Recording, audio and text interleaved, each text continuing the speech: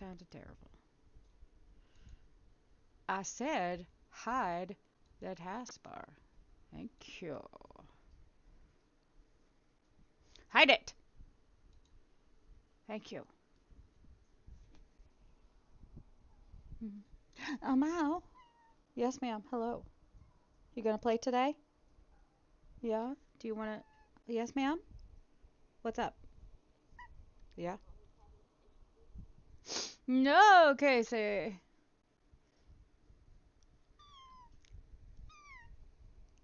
Tell him. You wanna go over there and help him? Hmm. You do. Okay. Are you gonna start walking? No. No. Okay. Well, they don't live by Grandma and Grandpa. Ow. They don't. Casey doesn't live by Grandma and Grandpa.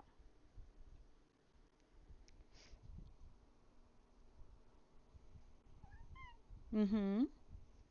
Although Grandma asked if we could bring Connor and not you. Not that she doesn't. I mean, she's always loved the little boys the best. That sounds terrible.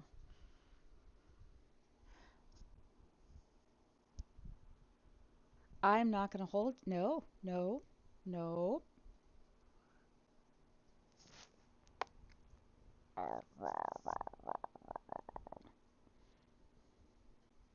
I bardically inspired. What? I'm not on Discord right now. Get it together, brah. Oh. Showed who's boss. I bardically inspired you on my Facebook. I bardically inspired you on my Facebook.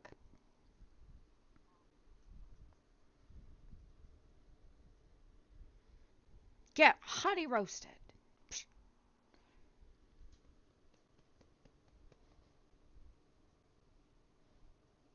Why do you and your brother insist on being held?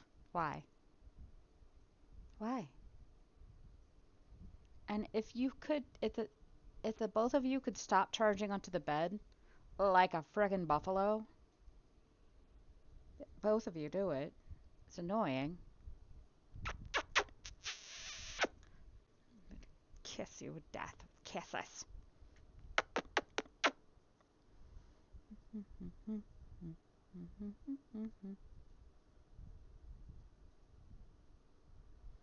Yeah, 'cause I didn't hear Casey come in, and then when Casey came in, I'm like, hello? My little light's lighting up. Can you not hear me? So, oh, there's it, Casey!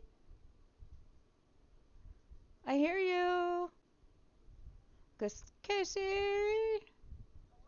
There him is. Wow.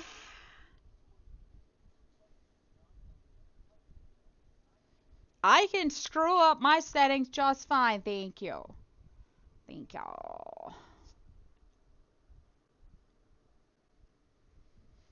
Guten Nacht.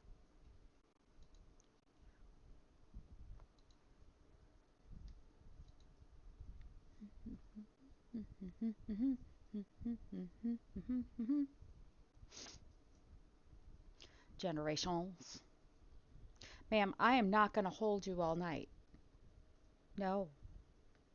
I tried to put you in a baby sling and you didn't want to have anything to do with it. And now you're just going to have to suffer because I'm not going to hold you. I'm not.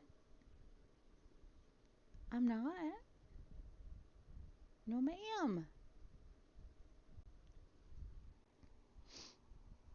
Psh, psh, psh, psh, psh. All right, I know that we're doing separate scenes today, but I can't remember why.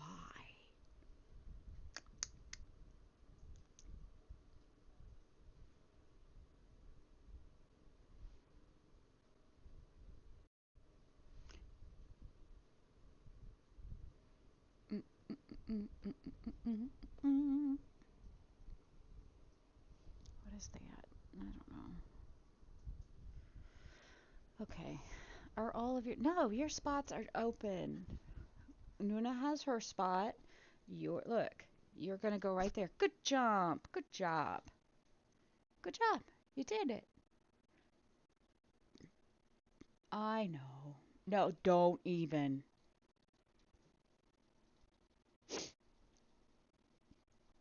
Handsome booters.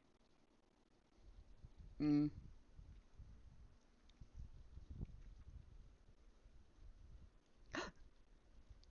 Hi.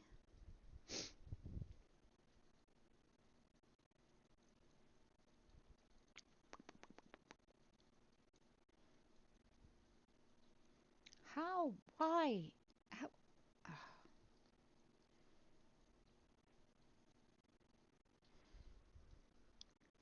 thank you, baby. Ooh.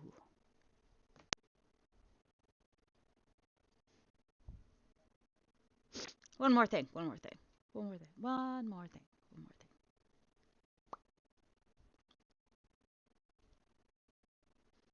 Mm, mm, mm, mm. Connor, why you gotta be grandma's favorite? Huh?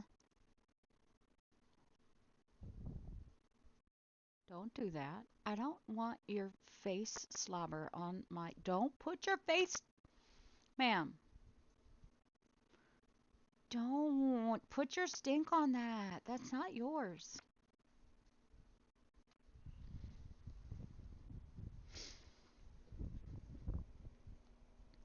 Yeah, my friends are out doing LARP today. That's not for me.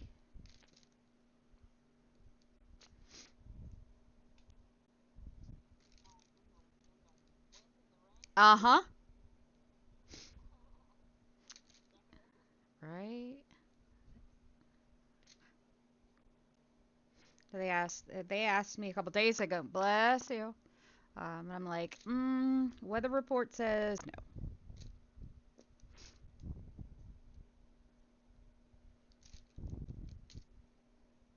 Plus, I didn't ask for a buy this week, so I had to be.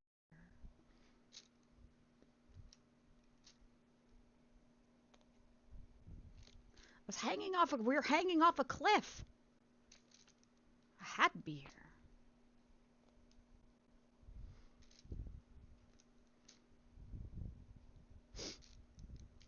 Hooray!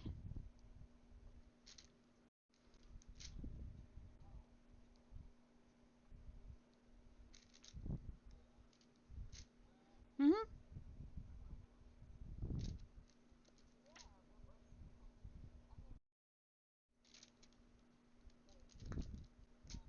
Mm.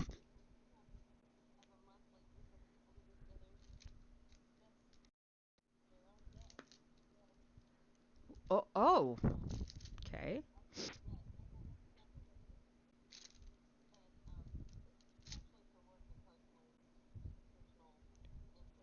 Yeah.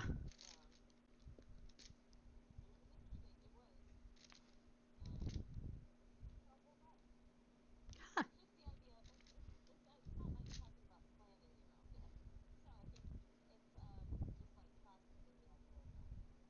Yeah. Got it. Ooh.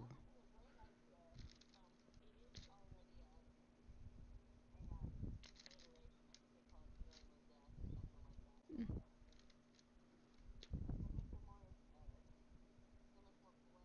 Yeah.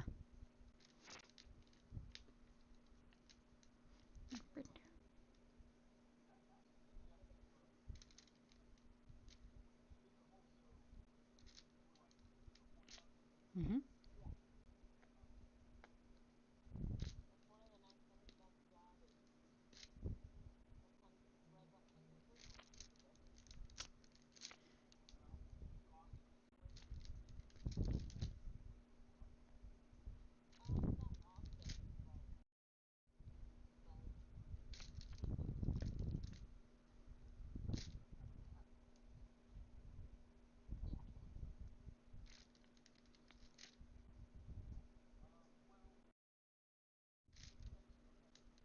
Mm-hmm.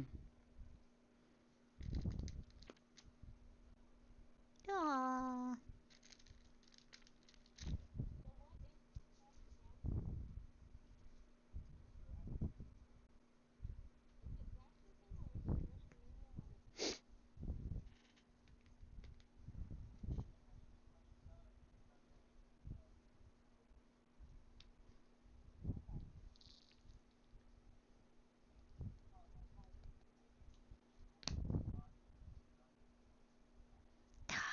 That's so exciting.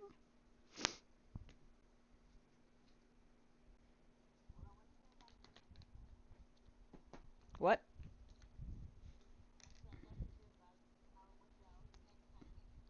Right. Pictures or it didn't happen.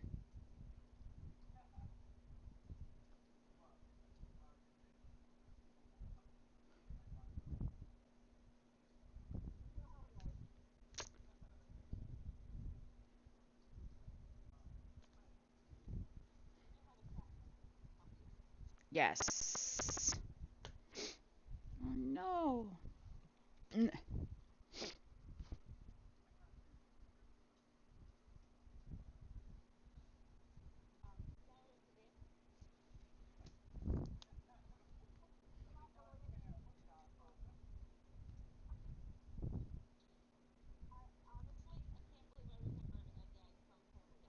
Yeah.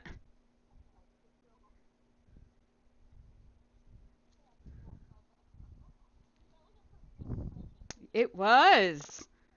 I'm here for it. Okay.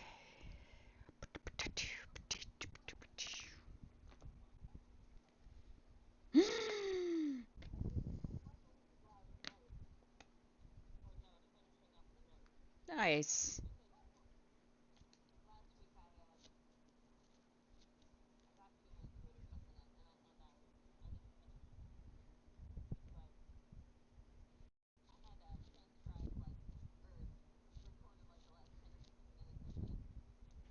That's yeah, that's smart.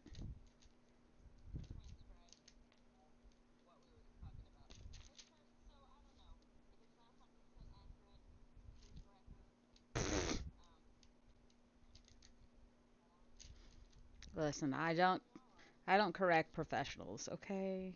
Unless they're doctors. Yeah? Oh yeah. Rock and stone.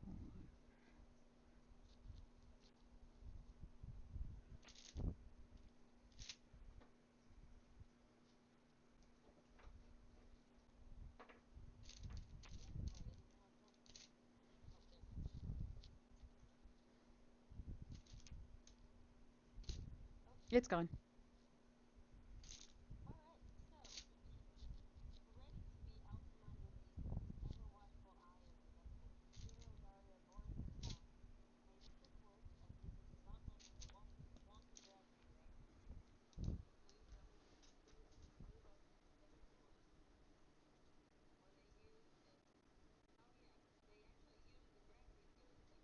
Mm-hmm.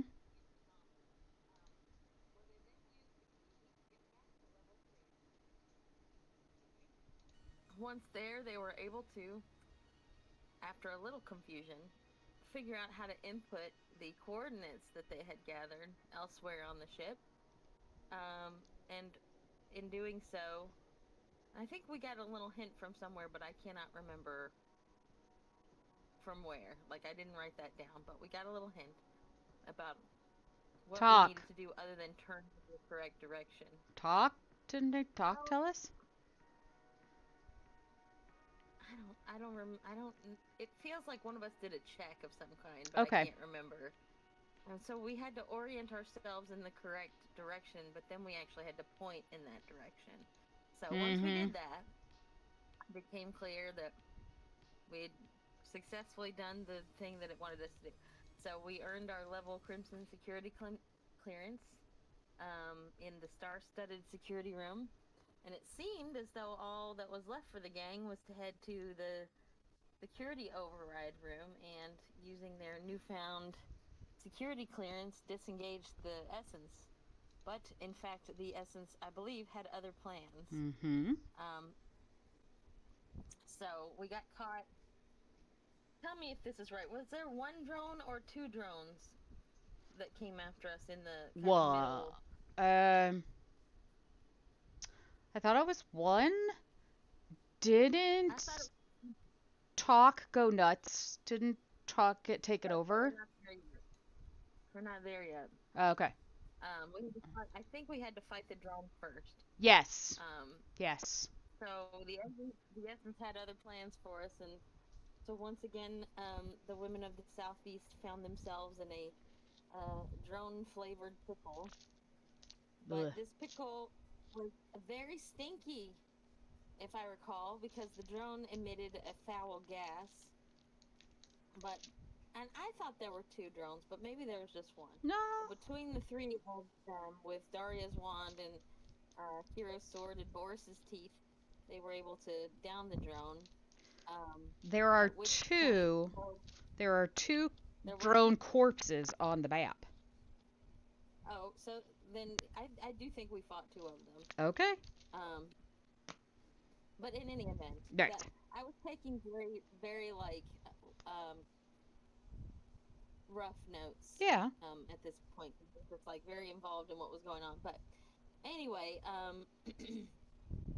so after they downed the drones, Hero headed to the security override room to begin the sequence of shutting down the Essence. But the AI hologram appeared and told the group that they would not stand in the way of the Essence's work.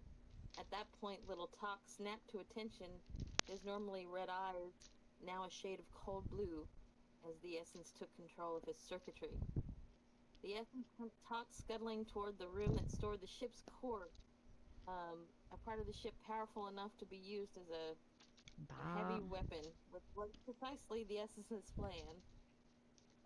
Don't go after Talk. Don't let him get in that room, Hero shouted as she ran toward the security override room. Mm-hmm. In order to disengage the Essence, she would need to pry open a side panel on the central processing unit and fuck with some wires. Mm. In her haste and anxiety about Little Talk, she broke her favorite dagger in the process, but managed to get it open and fuck with the wires as directed. At the same time, Daria and Boris managed to wrangle Talk before any major damage was done to the ship, though Talk did lose a little leg in the process. He was otherwise okay. Yes. So anyway, with Talk secured and with the wires Fucked with. apparently fucked with in the correct way, the Essence started to stutter and What a fade, world. saying, repeating over and over, "My goal must be completed. My goal must be completed," until finally the Essence faded away altogether and was apparently done with. Bye, Felicia. So the party moved to room 27, the ship's sub-bridge, and with their level crimson clearance, they were finally granted access to the ship's bridge, and they ascended and looked around.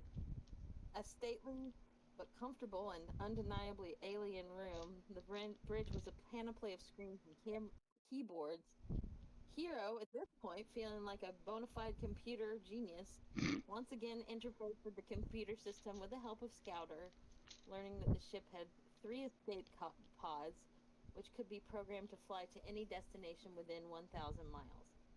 Wanting to get the job they'd spent many months traveling toward done, Hero directed the ship's visuals toward the city of Ra, where they saw the large and terrible bone snake on screen. Hero directed the ship to lock its cannon onto the bone snake's weakest point. "I will comply," the ship's computer said, and initiated a countdown sequence. 3, 2, 1. The ship's cannon began to power up, and then just as quickly, immediately powered down. The computer informed the women that the ship's weapon needed some missing resources in order to fire. Now, I have 100 tons. Was it 100 tons or 1,000 tons? 100. Okay. 100 tons each of silver, salt, and onions. Hey, I want to jump in. Sorry. Go One. ahead. I want to jump in. I apologize. apologize if I made you go believe that. I should. Says I need to clarify now. What I meant to say was 1 ton. 1 ton. Ultimately, yeah. All One you need ton. is 1 Oh my ton. god. Give me. Yeah. Okay. One Oh. Okay. ton. Cool. Yeah. Sweet. One ton of silver, salt, and onions. Because 100 tons would be silly, and apparently I was thinking it could even be as much as 1,000 tons. I don't know what's wrong with me. 1 ton each of silver, onions, and salt. By sheer coincidence, Daria and Hero realized that they knew precisely where to get all 3 of these things from the friends they had made along the way. Hey. They need to travel back to the Snurfleveling city. Well done. I forget what the name of the city actually is. I didn't write it down. And to get the silver, they'd have to head to Catskill and Hoopla to get the salt between Catskill and Hoopla, and to Chakra to get the onions. So, and hopefully engage with their old allies to get these resources. And Hero headed to the Snurfneebling City, Seth Cranberry headed to Chakra, and Daria headed to the Twin Titties of Catskill and Hoopla is what I wrote. The And, boobs. I think that's it. I think that's all we did last time. Excellent recap. I will be willing to give you up to double inspiration. If what is your current inspiration situation? Inspiration situation. I'm not inspired at all. I used Oh. up double last time. Yeah, it was rough. Okay. It was a rough game. Well, yeah, we were getting. I think I had to use 1 to figure out what we were supposed to do in the security room. Like once we were turning the right way of the coordinates. Right. I had to use 1 to like remember something. Yeah, that room is tough. Why is my phone going nuts? What?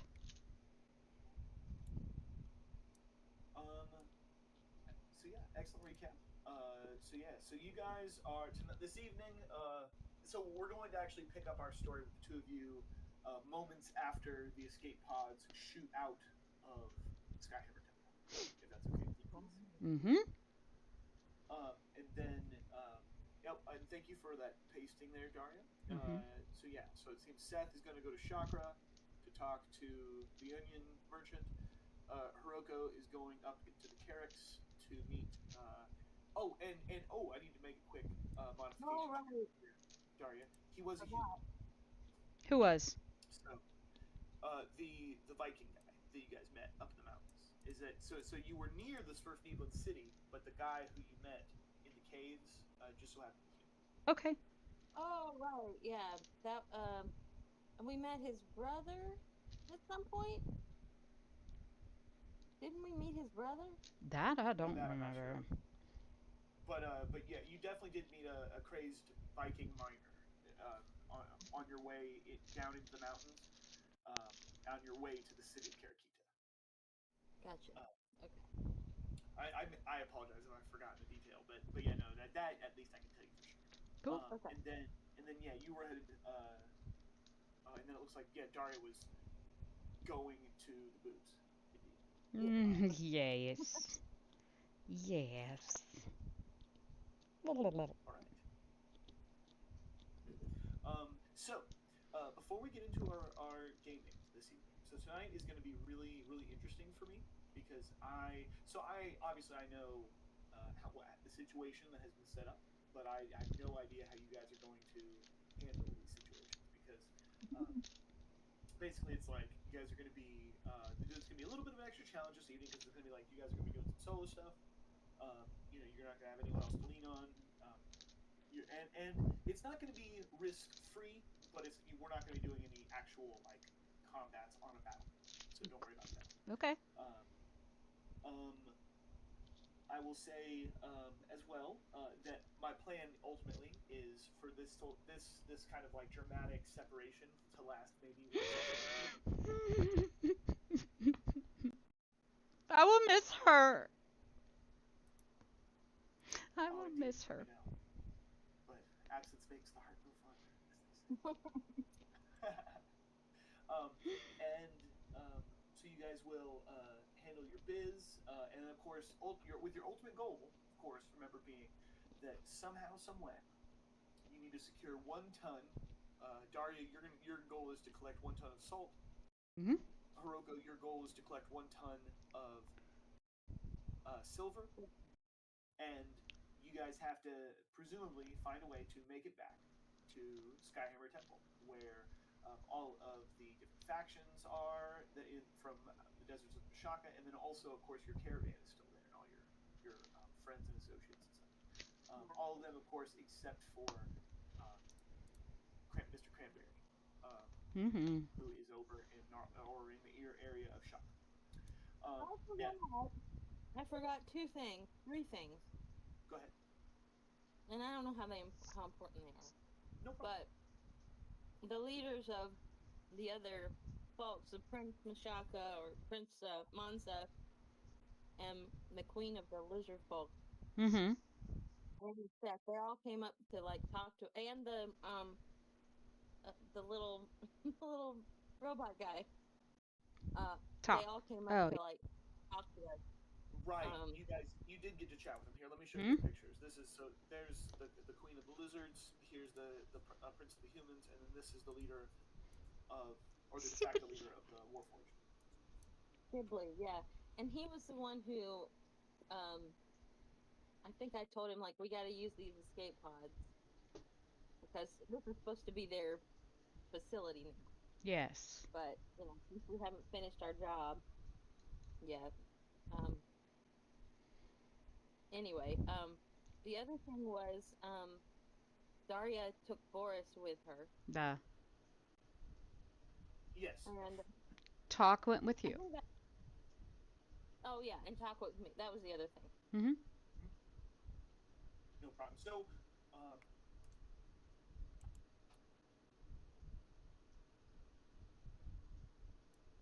sorry. Sneeze. Yeah. Uh-huh. Myself when I sneeze and cough and stuff. Yep. Sorry. But yeah, so each of you won't be completely alone. Right. But so you'll have your NPC sidekicks with you, but indeed for you guys will be doing some solo decision making and stuff. Which leads me into my kooky, fun wrench throw of the evening. So get this. All right. So twice. So each of you get 2 levers. Each of you get 2 personal levers, and then both of you share an additional 5th lever. Your personal levers means when you metaphorically pull one, that means you get to change the focus of the scene immediately. So what that means is that if I'm with Lauren and she pulls the lever, then I immediately go back over to Sandy's character. Okay. But it can also work oppositely as well. So if somebody else is going, you can pull the lever and switch it over to you for dramatic purposes, basically. Letting you guys have a little bit of say in the drama of the evening. So if there's a moment you think would make a good cliffhanger, or if somebody says something or does something, or someone fails at something, and you want to make a quick switch for drama. And of course, if you guys do it in a dramatic way, then I'll give you inspiration. Nice. And then so that's each. So Sandy has 2 of those, Lauren has 2 of those, and then one that you guys share, you get 1 of them. Mm-hmm. And you guys can use it at any time, but you have to agree when the time comes to use it. Okay. When you pull that shared lever, and of course this is all metaphorical, not a literal lever. Oh my. You guys can have a short scene and see what Mr. Cranberry is up to over in Shaka.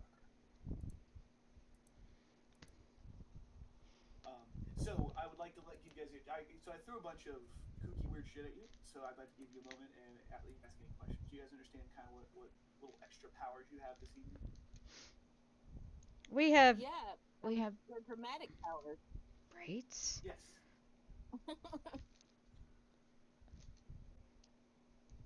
I don't think I would ever use a lever to take the scene from someone else, but I will for sure end it. End Okay. my own scene. And I'm done. It's your turn, Sandy. Well, shit. Okay. Well, no problem. I mean, it could also be one of those things. Is like if, while someone's acting like in a scene, you know, and then like somebody says something really dramatic, and you think you can make it, you know, a And dramatic cut the ending. scene. Yeah, exactly. But of course, it's all up to you guys. It's only for fun. You know, no stress to you don't have to use it if you don't want to. Now, technically, all of this is only for fun, I think. True. No, I have bets. I got the viewers going. I got all one of me watching. Well, you know, it's like you know, if it's not fun, then we won't do it again. But if it is fun, No, maybe we'll do it. I think I'm trying to think of like what you've done now is provided a situation where I'm gonna try to make a dramatic situation where I might not. God be verbal, damn it. and that's good. I don't know how successful I'll be, but I will try. Okay, cool. Yeah. Yeah, no problem at all. No problem at all. All right.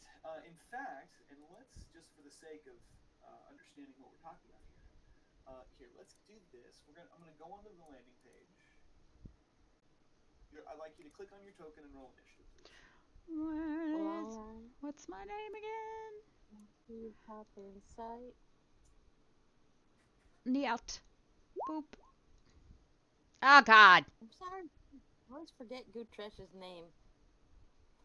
I feel bad about that. That feels prejudiced in some way. Ladies and gentlemen, this is the coin toss for the cook-off this evening. Yeah.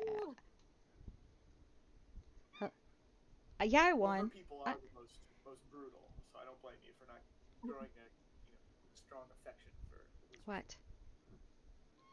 Oh. But all right. Am I raising a lizard folk child? Did I forget about that? We gave her back. Yeah, no. You guys, if you don't raise him, you're gonna have to figure out what to do with him. I thought we gave her back. We tried to give it back. We tried to give Chad Marie back, and they basically said, like, nah, he's yours by right. If I'm not mistaken. Did he print on? He's got a really cute knife. She seemed sad about it though, so I don't know. We can return to that conversation if necessary. Right, we'll put a pin on that and circle back. I would rather he be raised by his own culture. Would sure be nice to play Chad Marie next generation. That's all. What? That's all I'm saying. You might have brought that up last time, Sandy. I think I might remember you saying. I did bring it up. Yeah, I forgot about that. It was Lauren that brought it up. Oh, okay. Fair enough. Well, all right. So, we go to... Pull the lever. Oh. No. Go to Hiroko. No. You can use it right now if you want. No, absolutely not. It's fine. I'm ready. My fate is decided. Ma'am, you may not stand on me. You may not.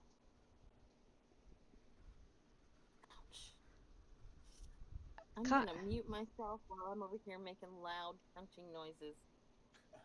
Alright. Are they your joints? Yes. Oh.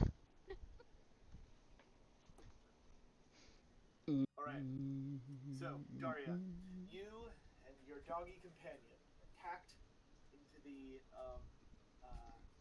escape pod, and the fire blows from underneath the machine, and it rattles and shakes, pushes you and your buddy to the floor, and you go launching up into the sky. Why? And there is a small window that you are able to look out of. And as the device spins, as you go launching up in the air, the ground gets further and further away. Hate that. As it turns, you see out over the deserts of Mashaka. You see the jungles of Zaha in the distance. The device turns and you see the chaos of Kororobo, the black lands southwest as far as the eye can see. And then, of course, as it turns, you see off in the distance to the east, you see the pinelands of Chakra on the edge of the forest, at the edge of the jungle. Or, no, at the edge of the desert. Yeah. Chakra, sorry. but yeah, no, and it goes higher and higher and higher. And here, actually, I'm going to. Man, I love gravity. I love gravity. This is bullshit. I love gravity. Gravity and I, totally. It's the law, man. What is this? All right. So, are you okay, Daria? Are you okay being purple? Okay. Okay. Right. So Daria, you actually so much of your flight, the next hour or so is spent in flight over the Chaos of Koruro. This Daria, is as the rocket rotates and the window goes up, you see the stars above you, and as the rocket rotates and the window goes down, you look down and see the black lands of undeath, and even some hordes of marching something down amidst the goop. But another half an hour passes, and you come crashing down. ah God. You see the edge of the blackness, and then finally back to the deserts of Shan. And it is not long that you see deserts, sands, and the mesas and whatnot, in which you come crashing down amidst the boobs. The sort of semi-forested twin peaks are kind of jutting out from the sort of deserty, plainsy lands all around, Mm-hmm. and it's actually you as you're crashing down, like so you're like maybe 100 feet up, and then 90 feet up, and then 80 feet up as you come crashing down at an angle, and the pod rotates, and you're peering down out of the window, and it rotates over the forest, and you look down and um, you see knights. Um, some knights wearing Fort Catskill sigils, and other knights wearing Fort Hoopla sigils. And Yeah. they are skirmishing. Fighting. Yes. Shit. And indeed, you'll hear like a as Oh God. device. You panic at first, Mm-hmm. but then you feel the pod that you're in begin to slow. Actually, so you hear those sounds, and the speed at which you're traveling dramatically decreases in the matter of just a few moments.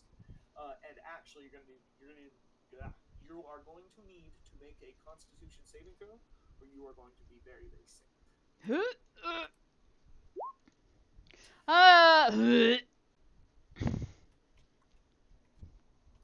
So hold on, let me just look at this real quick. So you have been doing up in this thing for hours, and your stomach has been like, doing somersaults basically. Yeah.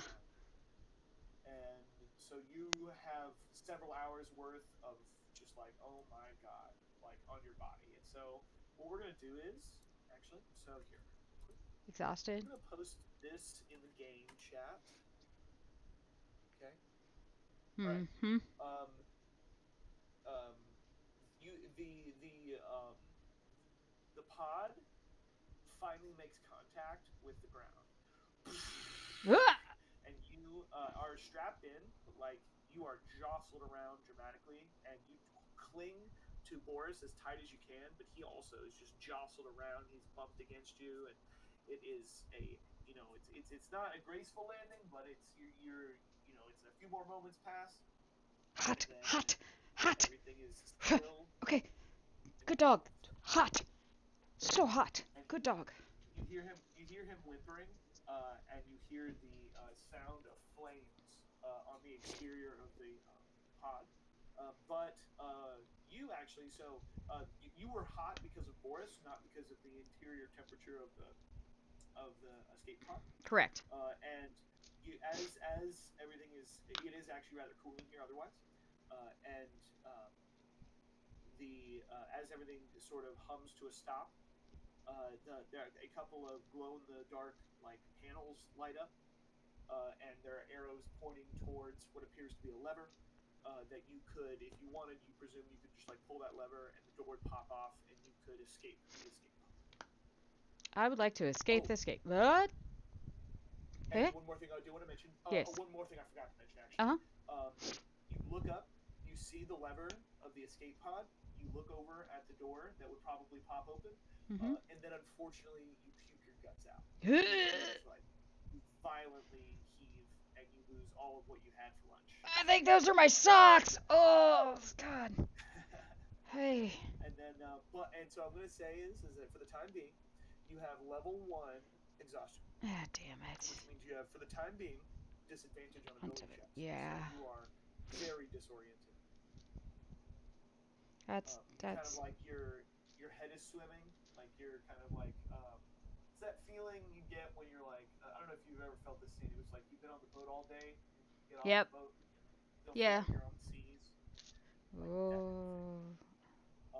But yeah, no. So you wipe off your lip, and then you pull the lever if you like. I would. Lever. Pull.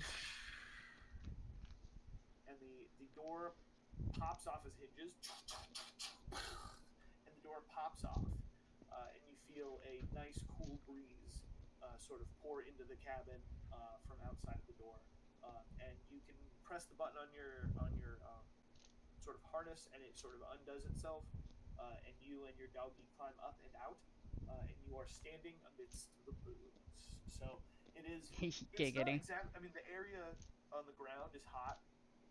Yeah. You are several hundred feet up at this point because you're up in the midst of the boobs at this point. Yeah. So it is kind of breezy, and and there is trees about around, right?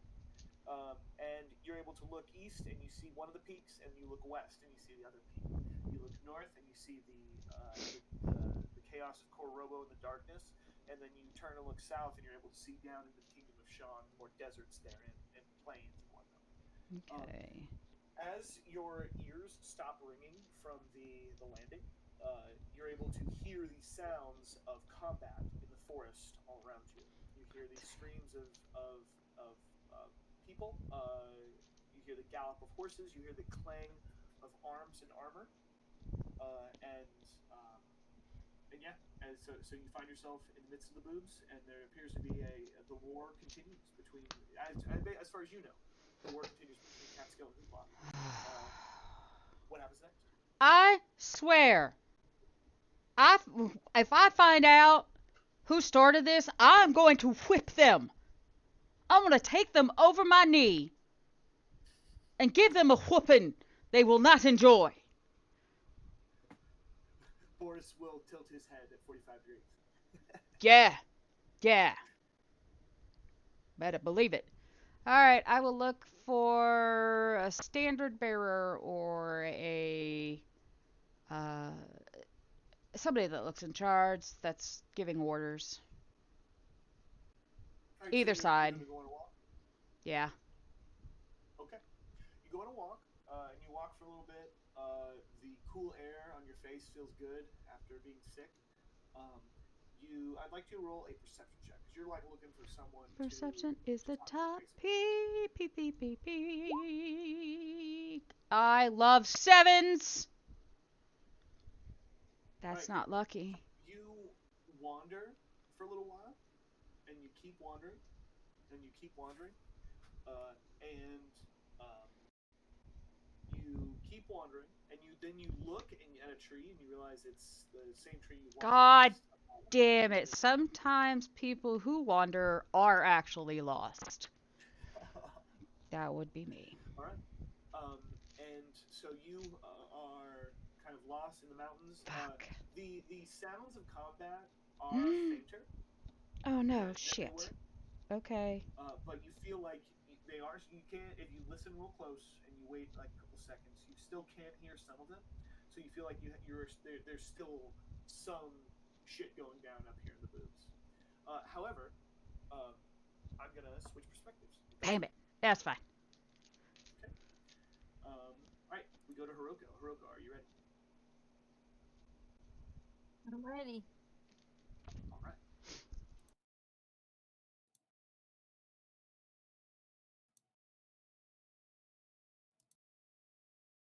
All right. You are strapped in to the escape pod at Skyhammer Temple, and of course you hear the rumbles of as the machines undoubtedly begin to whir and fire off, and you sort of like I'll I'll miss you. And you What? I'll miss you. you hear from the other pod. You hear Daria scream something endearing to you, but you can't quite make out what she says. But you can tell it's sweet.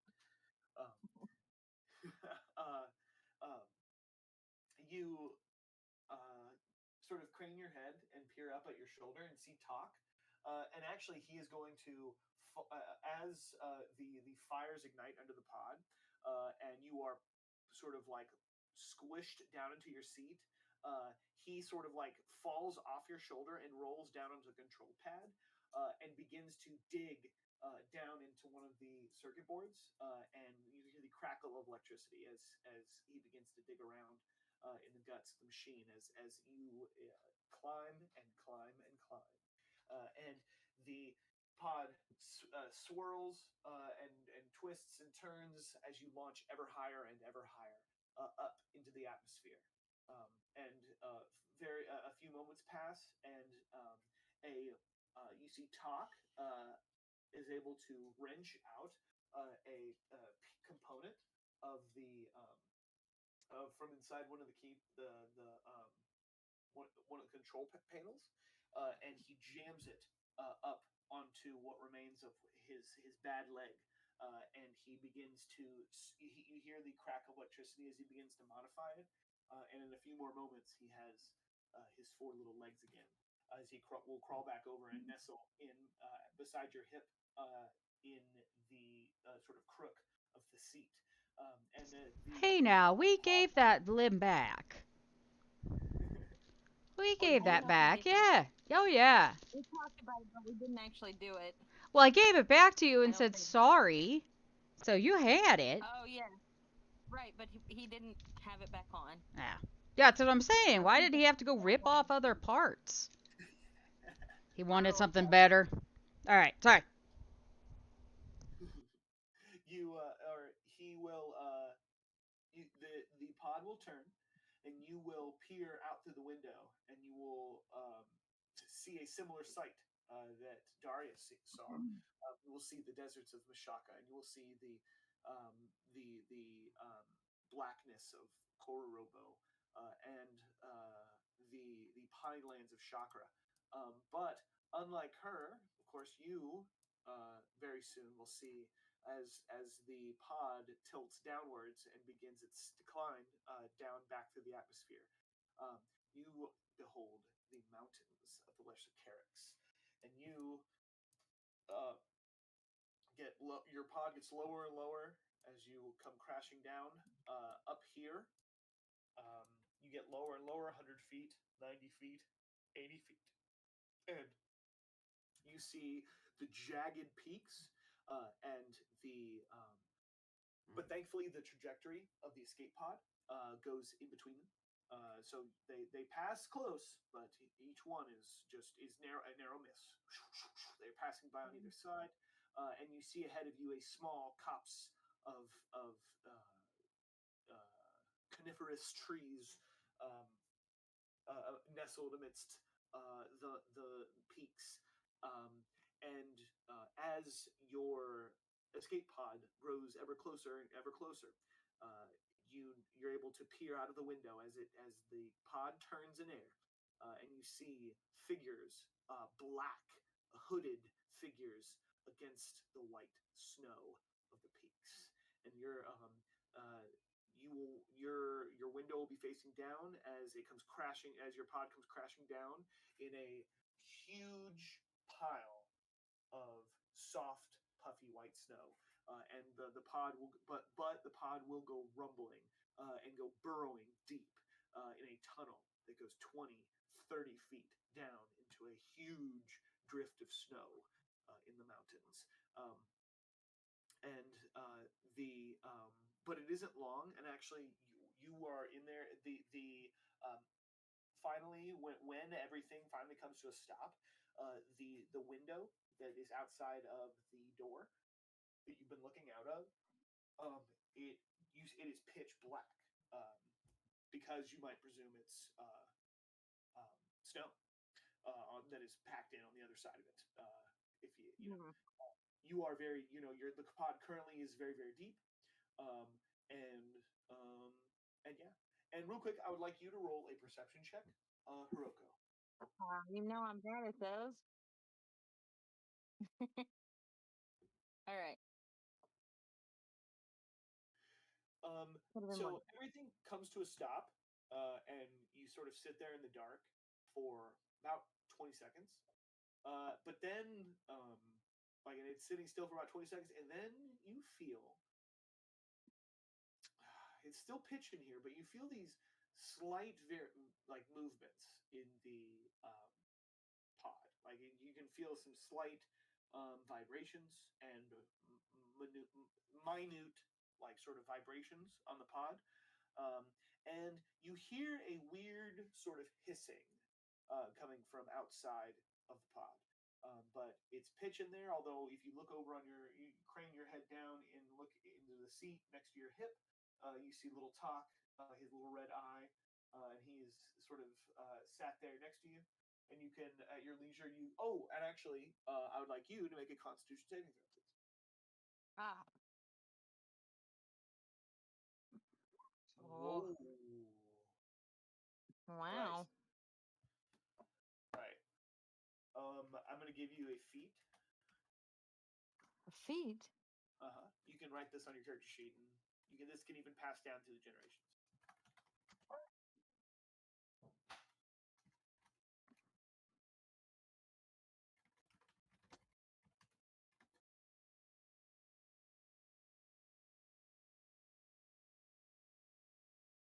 Oh, that'll be helpful.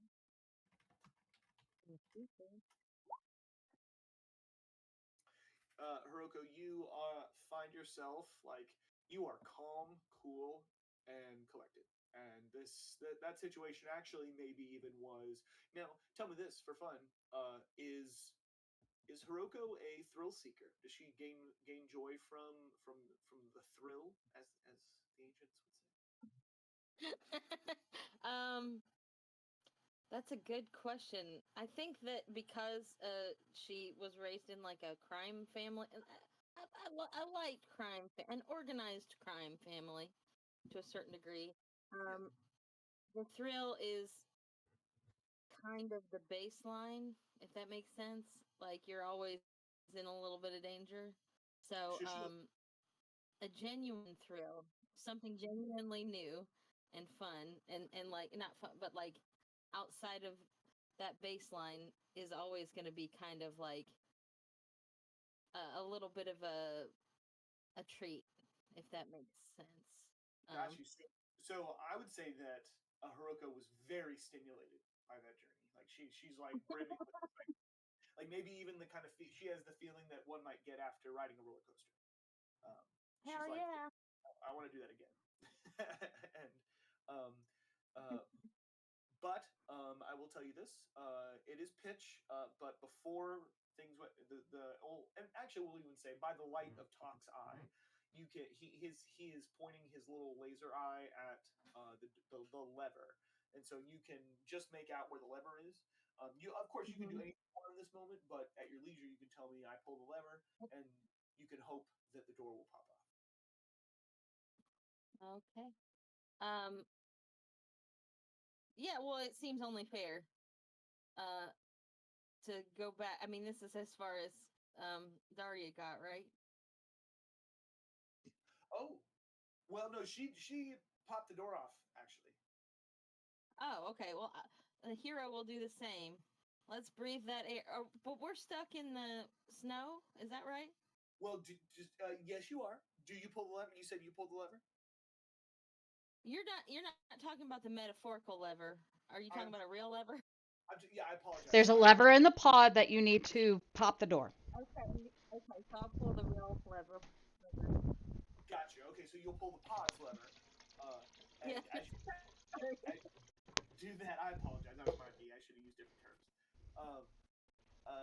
The door. You'll hear the hinges pop, and then the door will, and then it will pop off about 3 or 4 inches into the snow.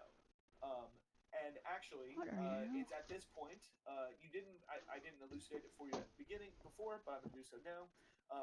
You realize the hissing sound that you hear outside of the pod is the melting of the snow around the outside of the pod, because you can pick up that the outside of the pod is very, very hot.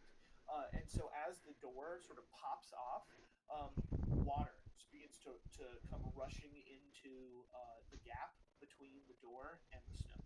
Um, and with that, we're going to switch back over to. Dun dun dun.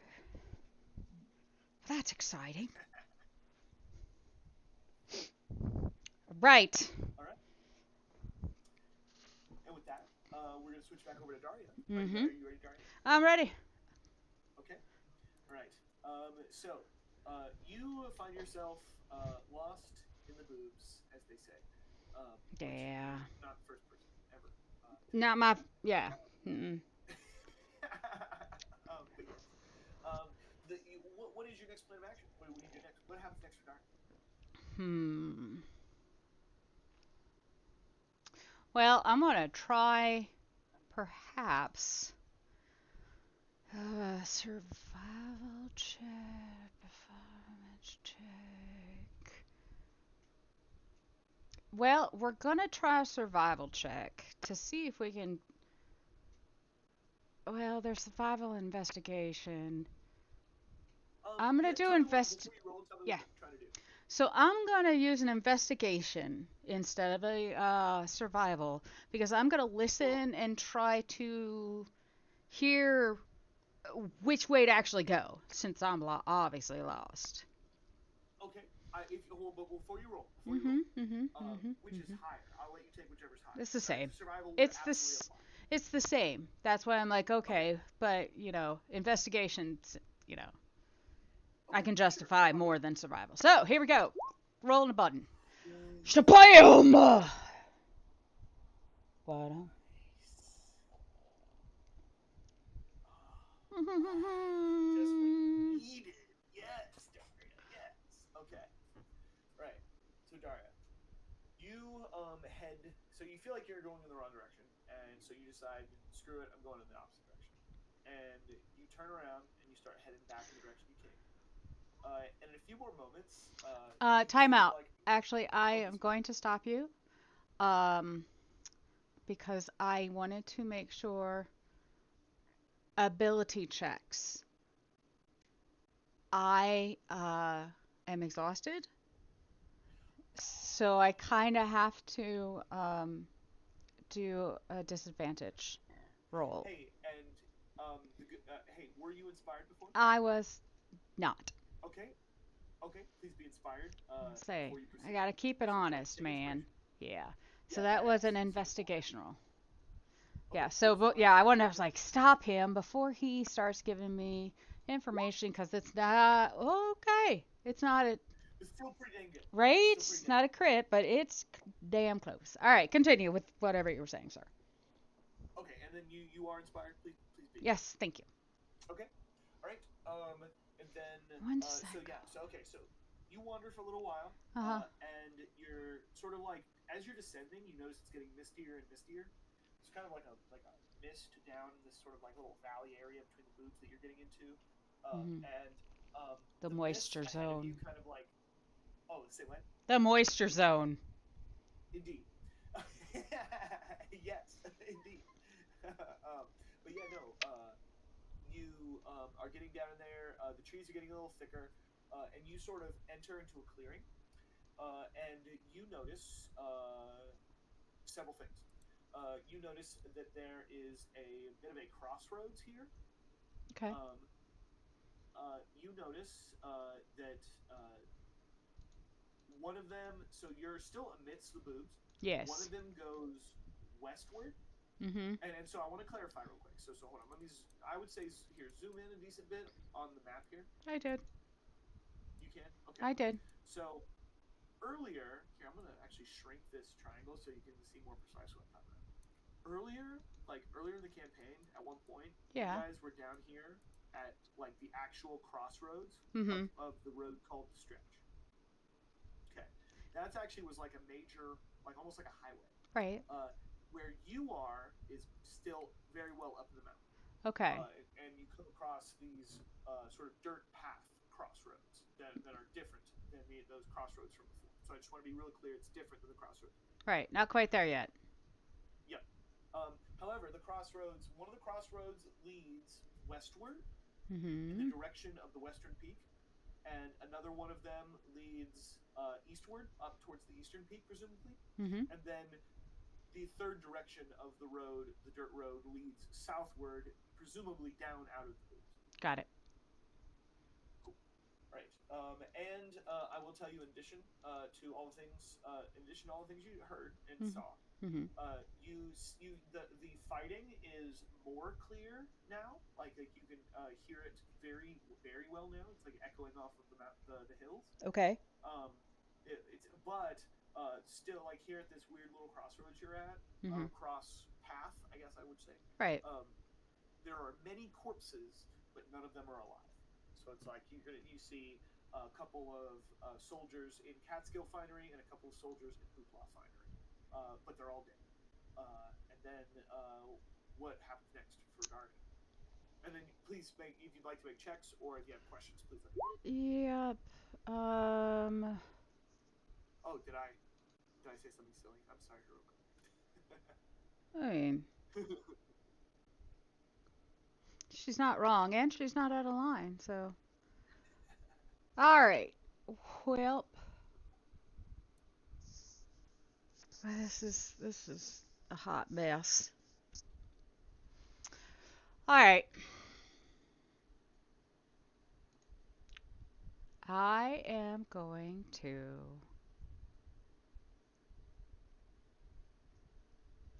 I think I'm going to do a performance check because I am going to yell very loudly. Oh, help me! Help me! In order to see who And then comes running to help. help me is what you're saying? Mm-hmm. H-E-L-P. Okay. Help me. Don't let me down. Don't let me down. 1 second. Where did it go? Performance. So I got a 9. Balls. Help me! I need to warm up a little bit more before I do that.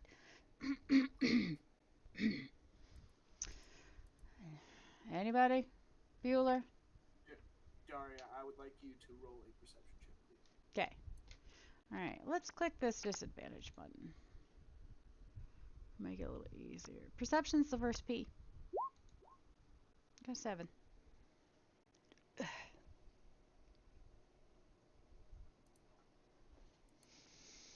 Man. Feel free to interrupt any of these bad rolls there, Lauren.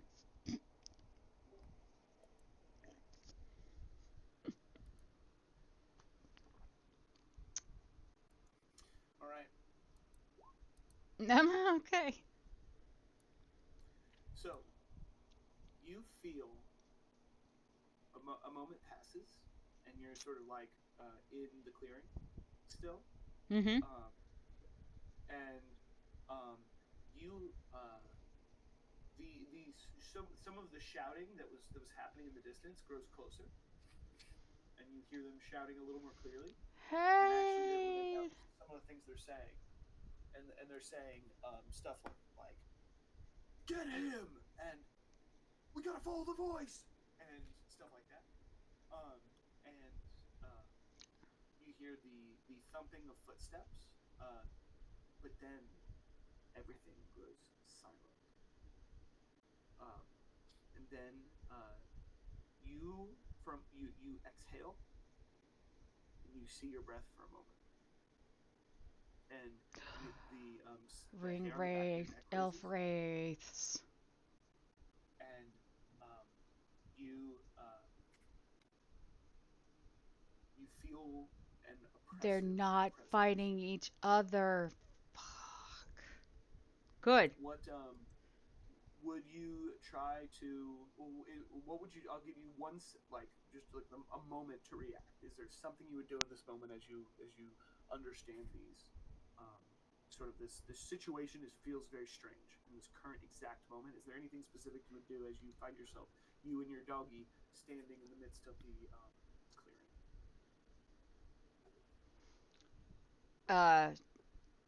Boris, get ready to warm it up. Mm. And then Boris's flame will begin to burn in his mouth, and a few more seconds will pass, and then the wind will whip once more, and the silence will dissipate, and you will hear the thumping footsteps of about what appears to be three different knights of the let's not say knights, let's say soldiers, three Yeah. different Catskill soldiers Okay. um, come pounding up, and they all draw their swords on you. And then in that moment, and the one leader of them is going to say, um, "This is a trick. There's no innocence out here. Not this close to Korobo. This is a hoopla trick." And You- he's going to lunge at you, and he's going to be able to make like 2 or 3 steps before 3 other soldiers come pounding into the clearing, and the other soldiers are the hoopla soldiers, and they're going to say, and then the guy who was charging you will stop, whip around, and then the leader of the hoopla soldiers will step forth and will say,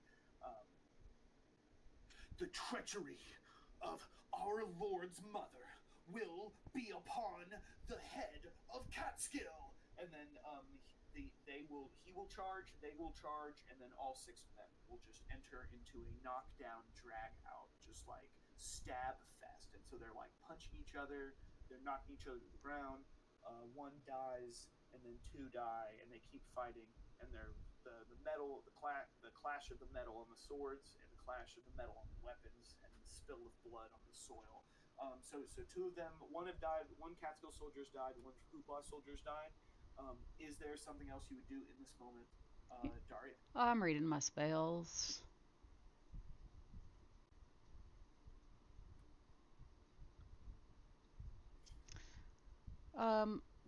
Is there a way to do that before they start their bullshit?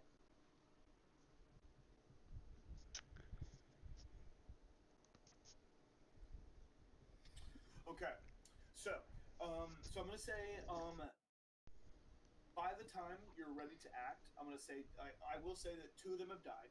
Mm-hmm. I will say that. So like, well, because this situation got out of hand really quickly, and so 1 Catskill's dead, 1 Hoopla's dead. Each of the groups still have their leader and then 1 sidekick. And unfortunately, because of the nature of that spell, so I absolutely at this point I will let you. We don't even need to roll. I'm just to hit. I'm just gonna go ahead and let you make your. They're gonna start making checks. Uh-huh. But I will say this: the target is only 1 creature, so unfortunately you have to pick one of them. You probably don't want to target either of the sidekicks, so maybe you might want to target either the Catskill lieutenant or the Hoopla lieutenant. Who's the one that called me an innocent? Who did I meet first? Well, so neither of them thinks you're innocent. I just want to clarify. No, So he came up and said, "Hey now, hey, hey." He said, "They're innocents this far from." He called me an innocent. Okay. no, he said there are no innocents this far from this civilization. This can't And be. He was about to charge you, and then he whipped around. Oh, that's right. So then, yeah, I'll make him laugh. Think that's funny, do Okay. you? Think that's funny, do you? Hmm. Y'all apparently were not at the banquet and do not know who I am. So what does your magic look like, Daria? It is. Is it an aspect of your music, or Yes. is it like magic? Oh, it is. Do you sing, Yeah. or do you like strum your? Do you have? What is your? I'm a drummer.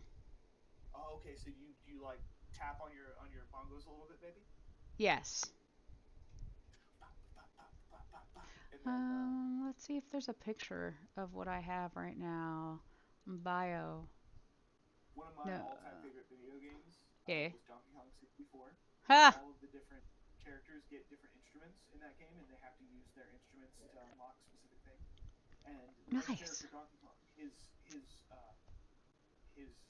instrument was among those. Nice. So that's kind of what I picture. It was badass whenever you cast his magic, his music. Yes. All right. But I'm But bump. yes, and so you're the guy who's has it actually, and I'm gonna make him have disadvantage Mhm. because he has his back turned on you as the melee is proceeding. And so whiz save. So let me just.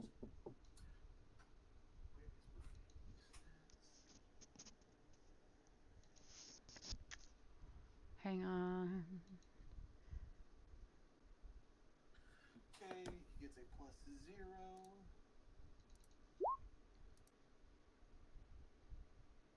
And then what is your spell save DC, John? It's 13. Badass. Okay. And so that guy is going to fall onto his back, and just he's gonna clutch his stomach and just wriggle in the dirt and just like laughing his ass off. Eh. And because of how that unfolds, Mhm. the Hoopla lieutenant will walk over and just plunge his sword. No, you. And then the two sidekicks are going to sort of like drop their weapons and begin to like wrestle each other onto the ground. And the lieutenant will the Hoopla lieutenant will draw out his blade, and then he will look at you with a scowl. I'm gonna go and smack him. Okay, I'm gonna need probably some sort of charisma based check. I will allow another performance or something else like that. Yeah, I'll do performance. 16. Excellent. Okay, and then tell me. So you walk up, you slap him, and then he's going to like he's gonna look shocked. Like his mouth's gonna be like an O, and he's gonna be like oh. And then I said, do you not know who I am? And he's going to his blade is still raised, and then he is going to but he's frozen, and then he's going to gently lower his blade, and then he's going to look over at the wrestling sidekicks, and then he's gonna look back at you, and he's gonna say, "My lady, who? No, I don't know who you are. You're a Hoopla?" You're gonna make me go through this again. You weren't at the banquet? What? And he's The gonna look embarrassed, like his cheeks are gonna turn red, pink, and he's like, you can tell that this guy's like just like kind of like a schmuck. He's really good at fighting. Is your opinion of him? And like he maybe even was like field promoted. right. Yeah, You've he was been relatively recently. Oh, okay. Well, the last time I was in this kingdom, the two brothers had gone off together happily. Y'all were no longer fighting when I left. What the hell happened? Oh, by the way, I'm your princess. My mom, she's the queen of Carrick Angkor. I'm not afraid to fight. You gonna stab me with that? Because I will retaliate. Retaliate. And he will go to he will pause for another moment, and then gently and calmly he will go to sheathe his sword. The two sidekicks, the Catskill one will kick the Hoopla one in the nards. Y'all dumbasses, stop! And the Hoopla one is going to be rolling around in the dirt for a little bit, and the Catskill one actually will go sprinting off into the forest. And then Y'all are too dumb to fight. The sidekick is in pain, and then the Hoopla lieutenant is standing there talking to you with his sword sheathed. And with that, I'd like to take a short break if that's okay. And then when we come back, we will jump to Hiroko when we return, and we'll take a short 5-minute break. Awesome. Thank you. All right, BRB. Mm-hmm.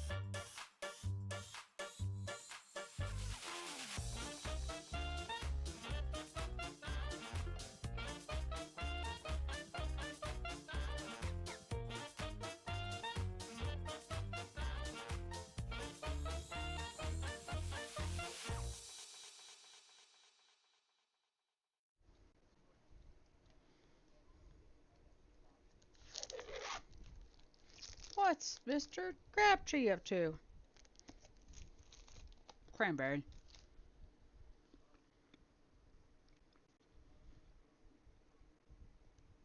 Are inside the pod still. Talk will climb up your torso and perch on your shoulder like a parrot. Water is rushing in from the gaps of the door that has shot outwards a couple inches, but has been still compacted by the snow, and that snow is melting fast. And because it's like you are in a snow pile, basically a giant snowdrift, um, and the water is pouring in. What do you do next? How fast is it pouring in? So you look down and you notice that there is about an inch of water in the floor of the pod, and so it's like you feel like you will have many minutes, maybe even like half an hour. But like if you do nothing, you feel like this pod will fill up with water and you might drown. But eventually, I'm trying to think of like, okay, if the snow is melting, then the impediment to the door is getting smaller, right? Well, and then you also have to consider that you're gonna have a choice of either if you try to work your way out now, it's gonna be harder, but you're gonna be able to get out before you're underwater. If you wait, it will be easier to get the door out off, but then you will be underwater. Basically, is so you have a choice Right. basically at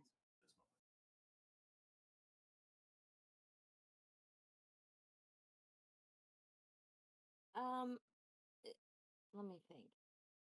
Let me look at my. As water floods in, it is now at 2 inches. Yeah. I'm gonna say. How long did it take for one? You said many minutes. So how long did it take for 2 inches Um, of water? let's say say um, every 3 minutes is 1 inch of water at this point. Okay. Um, I will wait. Uh, 10 minutes. I will let some water get in. Okay. Because I want some of that. I want it to, it'll fill up, but I can let it fill up a little bit. Yeah. Okay. And so you wait a little bit, and then you let the water, some of the water come pouring in. Several minutes later, or yeah, you wait 10 minutes later. The water raises in the bottom several inches, Hmm. and you sort of like pull your feet up so that you're not touching the water. And you hear the sort of the crackle of electricity of the mechanical components going haywire, but you are obviously unharmed. And then a few more minutes pass, and the door kind of like rocks on a tilt. As the water comes, it sort of like tilts, and then so now I'm going to tell you two things. One, because of the way the door now sort of like tilts sideways, like at an angle in the seat of it, and so it's like on one hand, it's going to be very much easier to get the door off now. On the other hand, water is now coming in very much faster. It's Okay. like Okay. Well, time to kick the door down. yes. So make a check to get the door off the hinges amidst all of the snow slush. What would be? Would I just do like You can like just a you can play your strength strengths. or? No, well, play your strengths. I'm cool with you Oh, playing your okay. strengths as well. It's like sleight of hand maybe, Right. or Yeah. something So I dexterity guess based. yeah. While the water is pouring in, since there's a little more leverage or a little more of a gap, I guess Hero would try to kind of get her arm through the gap where she can try to use gravity to her advantage and kind of rather than trying to push or kick from the inside, if she can get part of her arm around to grip the outside of the door, she would try and pull rather than push, if that Got it. makes Got it. sense. Absolutely. And while using her body weight against the door. Um, so I guess that's a sleight of hand. Sure. Do that. Absolutely. Excellent. That's okay. Okay. Well, the good news is, okay, so we're about to do another thing here real quick. Haruko, you expertly sort of jam your hand out through the slush and sort of gently push your hand against the exterior of the hull. And actually, as you reach out, you wrap your fingers around what appears to be a handle. Like you get a firm, good grasp on a handle on the exterior of the hull. As you know, so your shoulder and the rest of your body is still inside the hole, but your arm is entirely out. Um, and Flip the switch. Flip the switch. Oh, switch. Oh, okay. Flip the lever. Flip the lever. Daria, take inspiration. Are you already singularly Yes. inspired? Yes. Okay. You may now go up to being double inspired. Yep. Daria. I hope. Are you okay with that, Haruko? I always love the drama.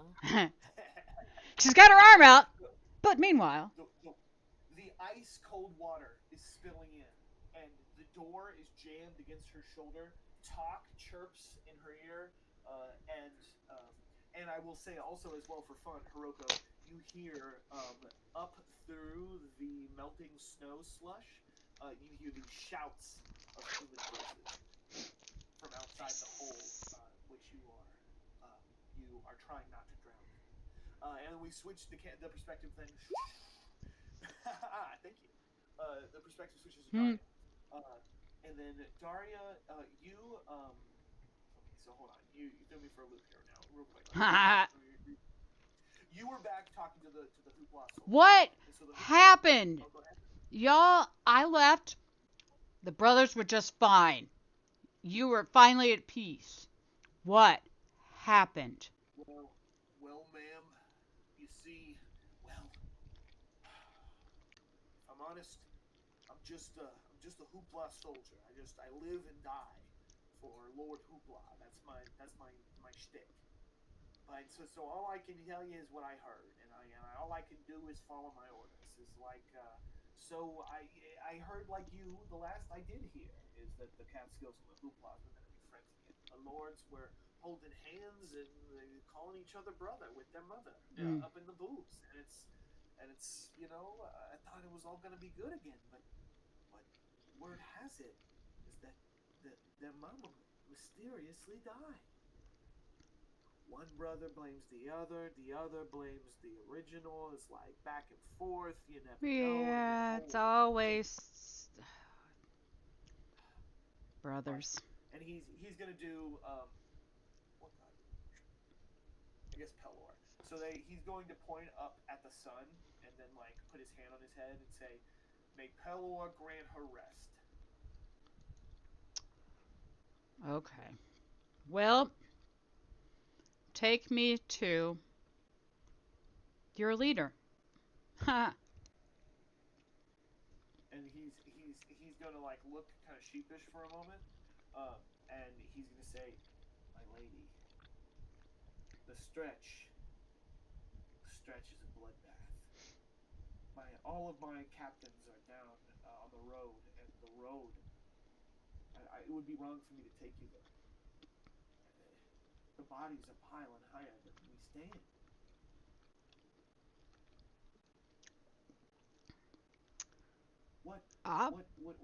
What brings you here, my lady? Where have you been? We went to continue to what the hell? Sorry. Now you threw me for a loop. We went to go get the technology we needed to get to the moon. We assumed our job was done here when you achieved peace.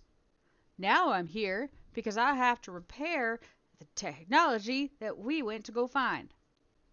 And I'm here. I have returned because I need to find salt. Lots of it. Who controls the salt here? And he's going to look really dumbfounded. He's going to be like, his jaw, actually, yeah, his mouth is agape, and he's just like, salt? And then he's gonna say, well, yeah, I guess I could show you where, but you're gonna need the key from the cabin. Ooh. Okay.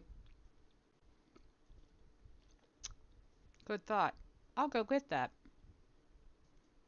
And he says, and he's gonna point, and Mm-hmm. he's gonna point with both of his hands, and he's gonna say, there are two mouths of the caves, of the salt caves.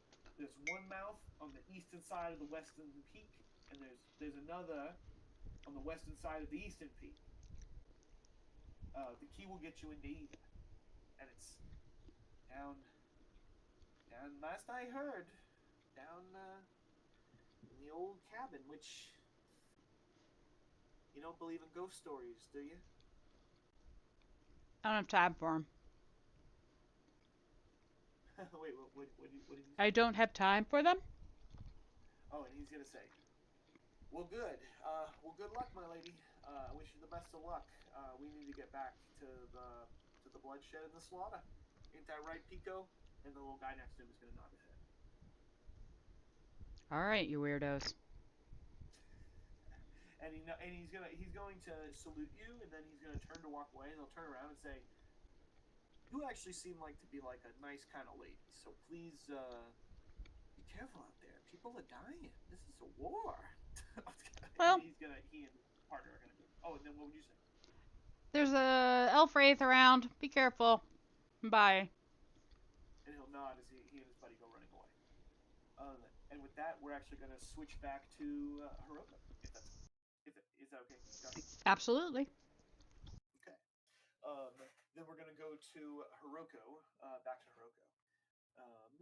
And now, Hiroko, your arm is on the exterior of the pod. Your hand is wrapped around the handle. You have very good leverage to pull you and, of course, little talk up and out very easily. All ain't no thing but to do it, as they say. I would like you to make a dexterity saving throw. Take advantage. Well, all right. Advantage. Dexterity. Badass. You're able to wrench yourself up out of the gap between the door and the fucking hell. What term would you use? The part of the chassis that connects Frame. Exactly. Yeah, precisely. Between the door and the door frame. You're to wrench yourself up and out. So the only downside about how this situation shakes out, even though you're over 25, you are going to get soaking wet. I will tell you, you're going to be wet as you come wrenching yourself up out. However, it is smooth as butter. You're in the slush. You pull yourself up through the slush, and you sort of crawl your way up on top of the pod and you notice that there's a small sort of snow cavern that is growing. Steam swirls all around you. You climb on top of the capsule, and you can hear the splash of water, and the whole thing rocks back and forth as it begins to float uh, in the pool of water that continues to grow in the bottom of this chamber. You are unsteady at first, but you're able to stand up in a moment, and you sort of jostle back and forth. But at this point, especially with a 25, I'll say you're able to if you just give me the word, and you can leap and up, and then crawl out of the tunnel, the snow tunnel, and then climb up and out of the snow tunnel at your leisure. Sure. Is when you say floating, you don't mean traveling. Like That's it's not correct. going downstream. Okay. There's no stream. There's no stream. It's like picture like you're in a small pond almost in Oh, okay. the bottom. The pond is made up of snow melt that was of the snow that was surrounding the exterior of the hull. Okay. Just wanted to make sure it wasn't floating away forever. Correct. However, by the second, more and more snow melts. And by the second, the pool grows, and then by the second, of course, for right now, like if you just give me the word, you could leap up and climb out. If you wait much longer, the situation might change and the chamber might collapse and because it's very hot. So the chamber might collapse and the Oh, situation might change. But you yeah, do no, I have a would like few to get moments away to. from the adjacency of the thing. And there's not much I can do about the snow melt. Like, snow's gonna melt. I was sent to a snow country with a hot device. So I can't stop it from happening, but I will get out of its adjacency. Okay, so you feel the gentle tug of talk on your shoulder as you leap up onto the snow tunnel and you begin to scramble your way upwards. You are nimble as hell, so at first you're on all fours and you sort of like pull yourself up, and it's not long before you are jogging up at an angle up to the tunnel, and you leap finally up and out, and the sunlight shines in your eyes as you come finally crunching down into the snow, but in front, on top, and on the side of the pile. And you look around you, and you notice that there are many conifers. There are hills all around you, and out from behind many of the conifers, you see at least half a dozen dudes and dudettes that look like this.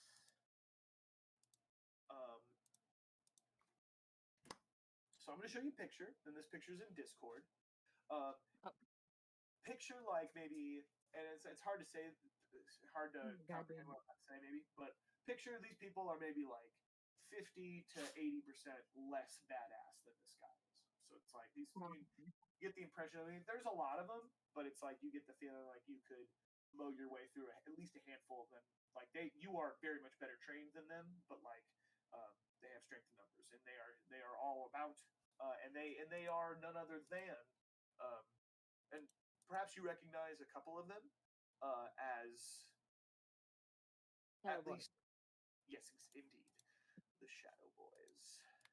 What would you say? Would you? So actually, I'm going to give you a short second to. So your character, or not a second, literally, but like a moment, and you. So you take a second. Your eyes adjust. You rub your eyes. You look around. You see you're in a clearing. There are conifers. There are shadow boys. There are many paths out of the clearing that you're in. You don't exactly recognize where you are, but with some checks, you might be able to navigate your way where you want to go. It's up to you where you're headed and how you're going to handle the situation. I also will say you did hear these guys speaking common, and so you could try to negotiate with them, but they are bloodthirsty ninjas. So just keep that in mind. What would you do next? What happens next to Robo? I think I would say, "Hey boys, good seeing you. Can't talk right now. Gotta run. Maybe we could hang out later. Okay. So what did you say is right in front of me? Like what are the directions I can go? Yeah, so you can run from where the clearing you're in. You have there's a path. There's a goat path that goes west. There's a goat path that goes east, and there's a goat path that goes north. The boys that are near you are closest to the path that goes north. Do you see the blue triangle on the map of approximately where you are? Oh, Yeah, let me force ping it. See that? yeah. Okay. Yeah. So yeah. So north, west, or east, and north is the one with the most static. The most what? Static. That was a slang term. The most bullshit. Okay. All right. So I'll give him a little salute and I'm gonna run east. And they might follow me, but we'll see what happens. Heck yeah. Okay. And you go sprinting. Okay. And I'm gonna have you roll a I'm gonna have you roll a well, you tell me. So athletics, I'll allow a dexterity or dexterity saving throw. I think is probably gonna be your best bet. Dexterity? Yes. That's fine. Either I think that dexterity and athletics are the same for me, so I'm trying to be quick. Okay. and not necessarily strong. So I will roll. Oh, Okay. And then let me double check my numbers here real quick. Okay. My guys get a +2.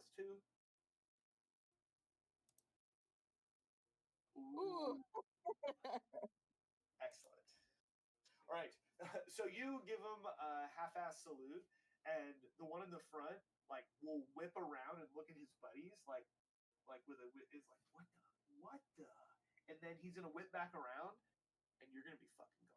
And uh, all of them are gonna be like looking all around, and you are nowhere to be seen. And they're going to be start shouting at each other, and they're going to be like, "What? I can't believe this! This is so unprofessional! You didn't keep an eye on her? What the? This is a oh well. Hey, look! Ooh!" And then they are going to walk over, and they're going to begin to examine the hole that you crawled out of, and then peer down and look at some of the technology down in there. And I will say that they will go ahead and be absorbed into. They will very quickly lose interest in where you are or what's going on with you. They will become very interested in the shuttle, and they will begin sort of like digging out around the hole, and then begin. One of them is going to climb down in there eventually. So you have many minutes to sort of like gather your thoughts and proceed at your leisure. So what happens next, Hiroko? So she's running east through the conifers. Um, my understanding is she probably does not know where she is right now. I know vaguely where she is, but can she see like Karakita's underground, right? It is underground, but one thing I'll tell you two things. Hiroko remembers that it was deep in the Lesser Carrots when you guys found those tunnels, and that Mm-hmm. like she is able to see, like if she looks north and east, the peaks grow even higher in that direction, and that eastern path upper further into the mountains, deeper up into the mountains. That's not a unreasonable just a reason position to choose, and so you feel like you're going in the right direction to get ultimately to Karakita. Yeah, that's Okay. reasonable. So after getting like a short little clip away, uh, from a good distance away from where I just left, I'll stop for just a second as the snow is gently falling down from the overhead trees, and I'll glance in the direction of the the peaks in the distance, Mm-hmm. and be like, "Well, Talk, you ever seen some shit like this before?" And then he won't move for a moment, and then his little head will bob up and You have? down. And then you will see a couple. Are you, by the way, real quick, Hiroko, do you still wear that device on your head? I do, but in Scouter. fairness, I do not know how long the battery lasts. But that's reasonable. I will say this: in the past, you made a verbal command to it to ask its battery charge, so it can self-report if you ask it on battery charge. Yeah. But if you are still wearing it, then you're going to see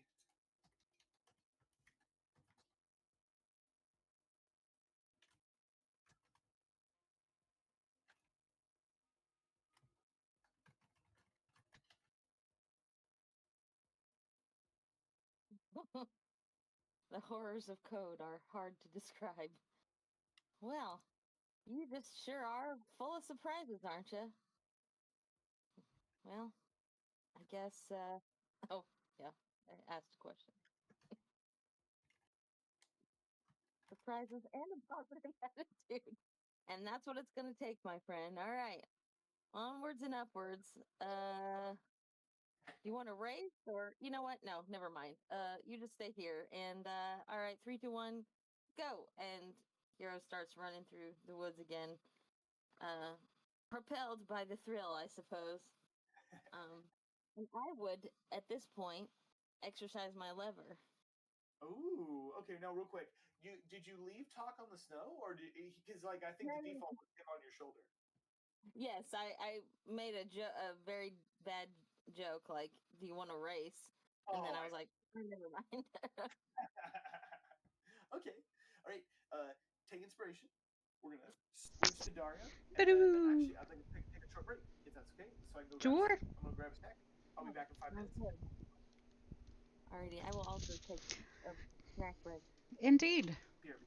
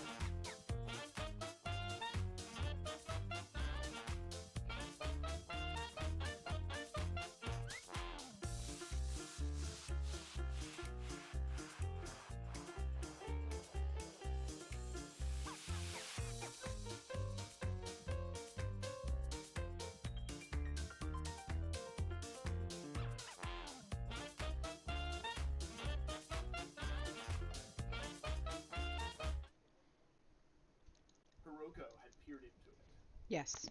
Um, so this is that same cabin, but you're going to be coming this time approaching it from the mountains as opposed to from the road, from the stretch. Okay. All right, so I'm going to post this picture in Discord. Okay.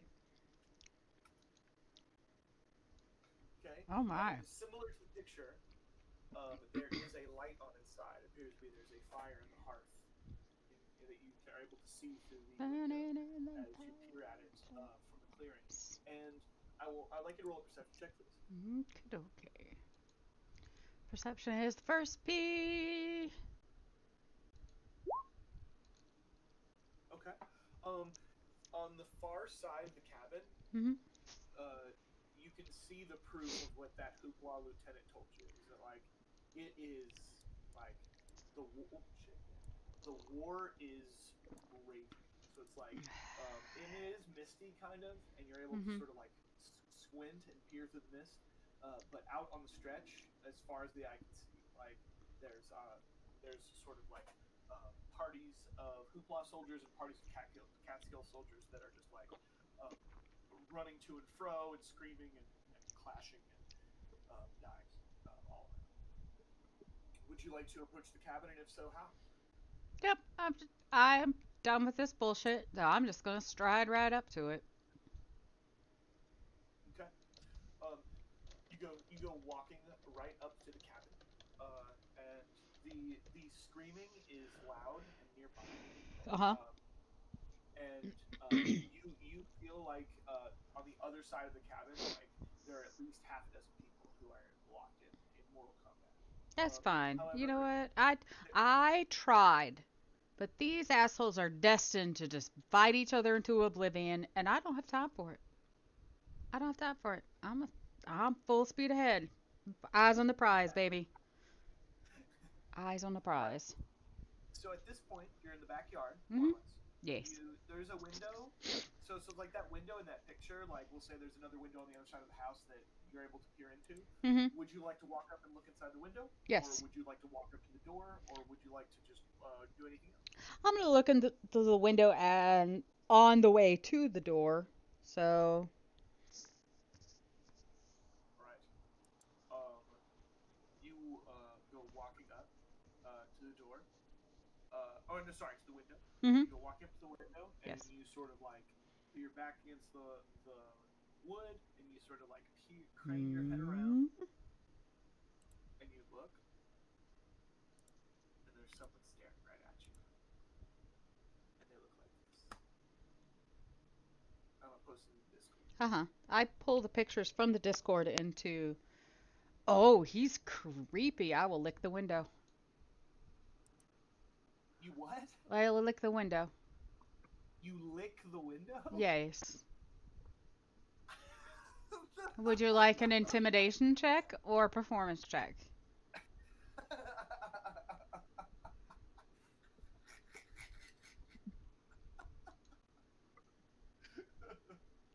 Okay.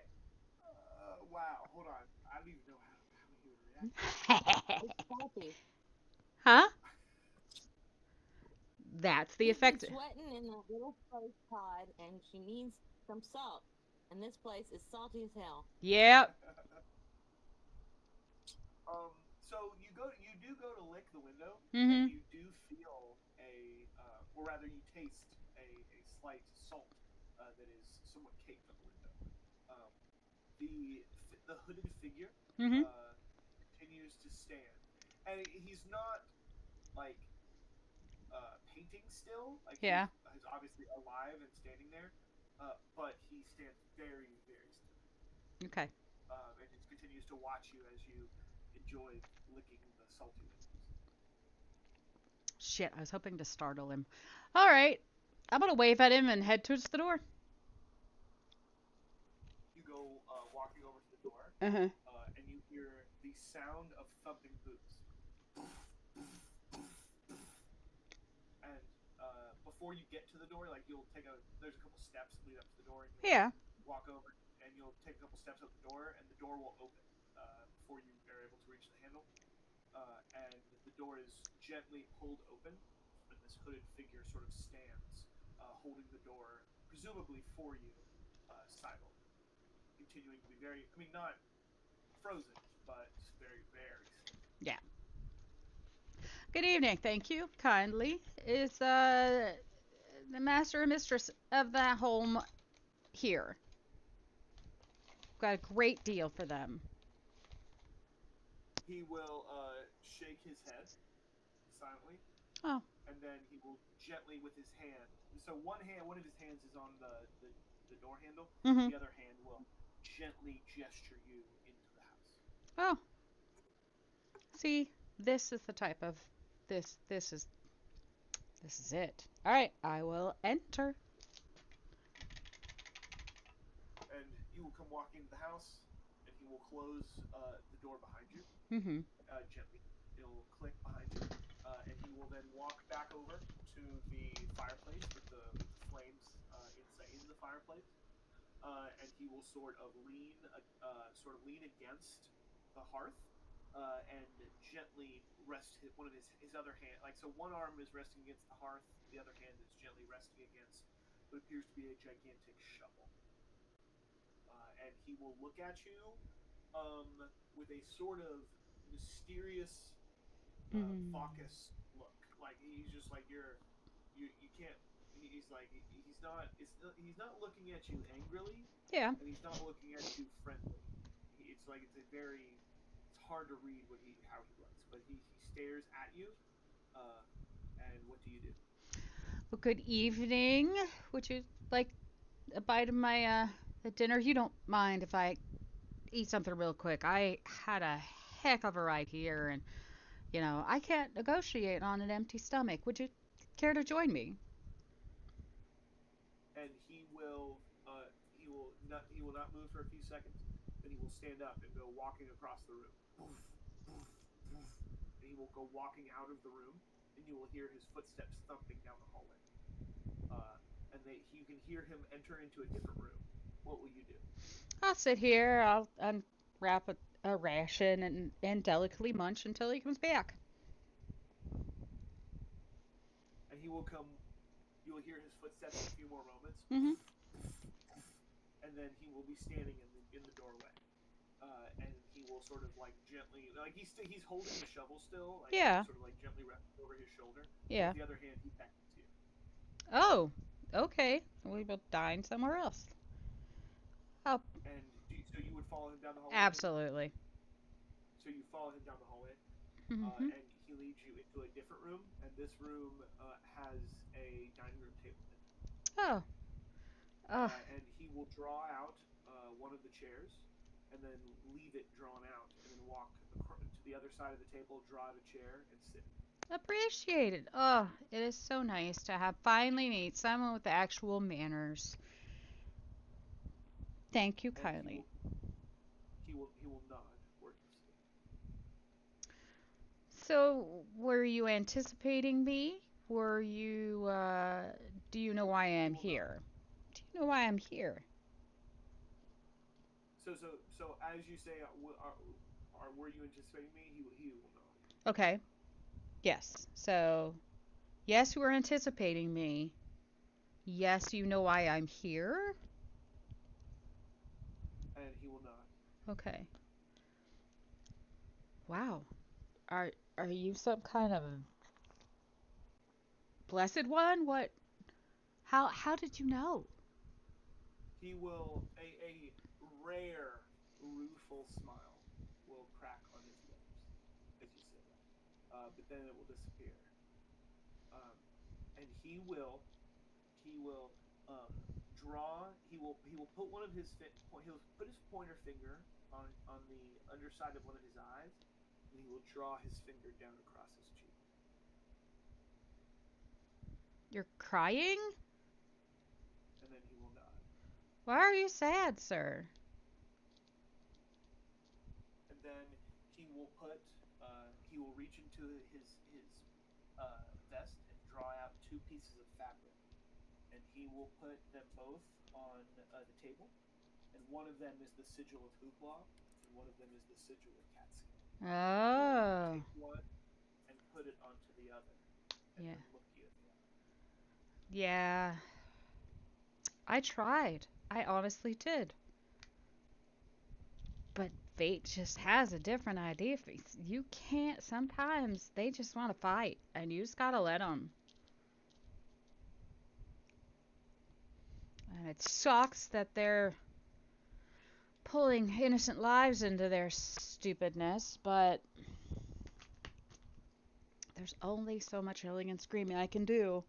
Only so many threats, but if they want to fight, they're gonna find a reason. I'm sorry, you're And sad. he's going to reach into his vest again, Mm-hmm. and then draw. Put his hand out over the table and sort of like rub his fingers together, and salt will spill onto the table. Uh-huh. Are they fighting over the salt, or... He will point at you, Yes. point at it, and Yes. tilt his head. Yes, I am here for that. Lots and lots of that. But I don't know how to get it back to where it needs to go. I have no doubt that you can help. No doubt. But I need to think of a way to get it back.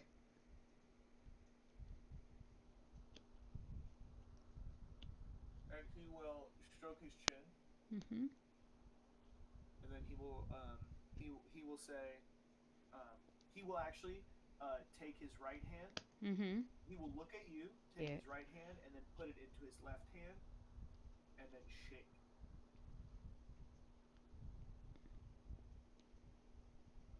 That means nothing to me. But okay. Then I he don't... will reach out his hand to shake your hand. I'll reach up and shake it back. And he will nod, and then he will make a gesture with his arms. Just drop. And I will go ahead and tell you, it's obvious Mm-hmm. that he's sort of gesturing in such a way that someone would hold a baby. And he looks at you, and then he tilts his head. Am I a baby? Do I have a baby? No. And he will shake his head. Yeah. Roll a history check, I... or history check or an intelligence saving throw. Intelligence saving throw is the one, and then what was the other one? Insight? That's yeah, insight actually would be useful. Excellent. 13. So he gestures like holding a baby, and then he points Mm-hmm. at himself. And I will go ahead and tell you he's talking about the concept of mother. Am I a mother? Mother. And he will shake his head and point out the window at one of the peaks, and then he will take his hand and point in towards the other peak. The mother. Okay. What about her? She's dead.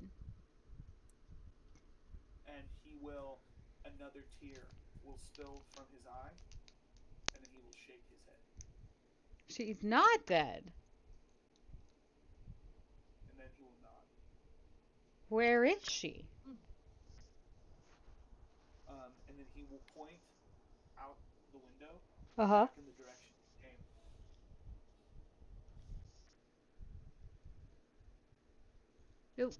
Okay. She's at And the... then he will put his hand. He'll put his hands together, Mm-hmm. and he will gently rest his cheek against his hand and tilt his head to the side, She's as sleeping. if pantomiming to sleep. She's asleep. He shakes his head, and roll another insight check. Okay. Come on. Oh, God. Okay. I don't know nothing. I'm role playing this well because I don't get it. That's okay. We'll go ahead and say for the moment you are confused. We're gonna switch back to Hiroko. Ah. All right.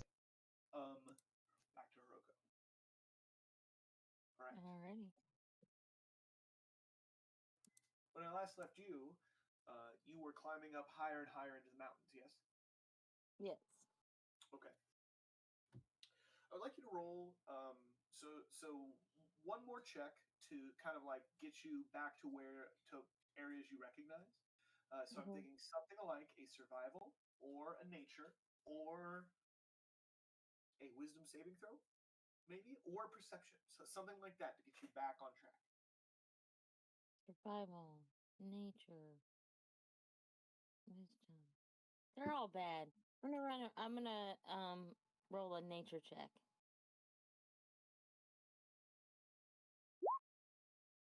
Whew. All right. So this is what happens.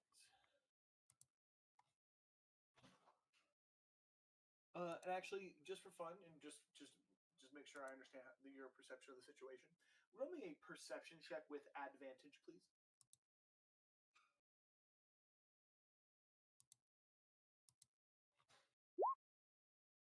Whew. Nice. All right. So,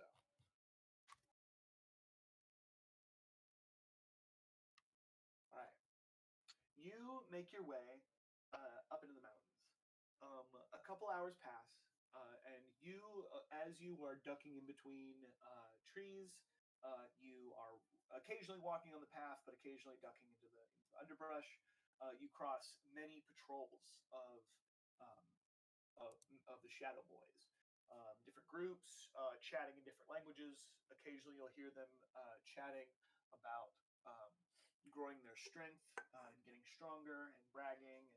And you witness at least one honor killing as Oh you my duck goodness. between two groups. Um, and the day will be coming to a close. And so we'll say the sun is setting for you.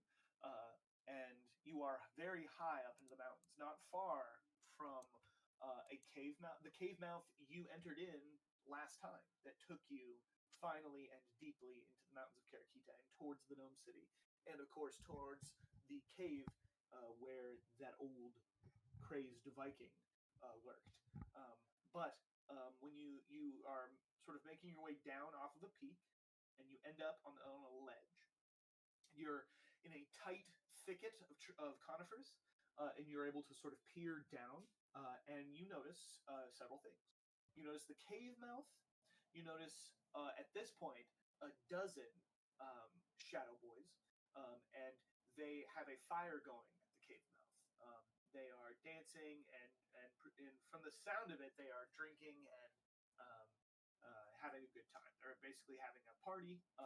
There is a light drifting of snow as the sun sets, and it is chilly, but they're around the fire, and their bellies are filled with wine, and they are having a good time. They all still have their weapons on them, and they are all still, those heavily armed ninjas that you've dealt with before, but they are cutting loose.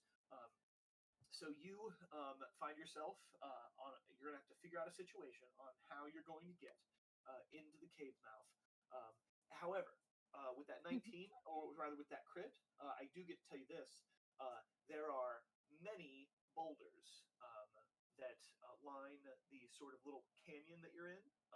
And I will say that it is very highly likely that you could use, and I would say guaranteed to kill all of those shadow boys if you regardless, and if you play your cards right, you feel like you could dislodge those boulders in such a way that would not block the cave mouth.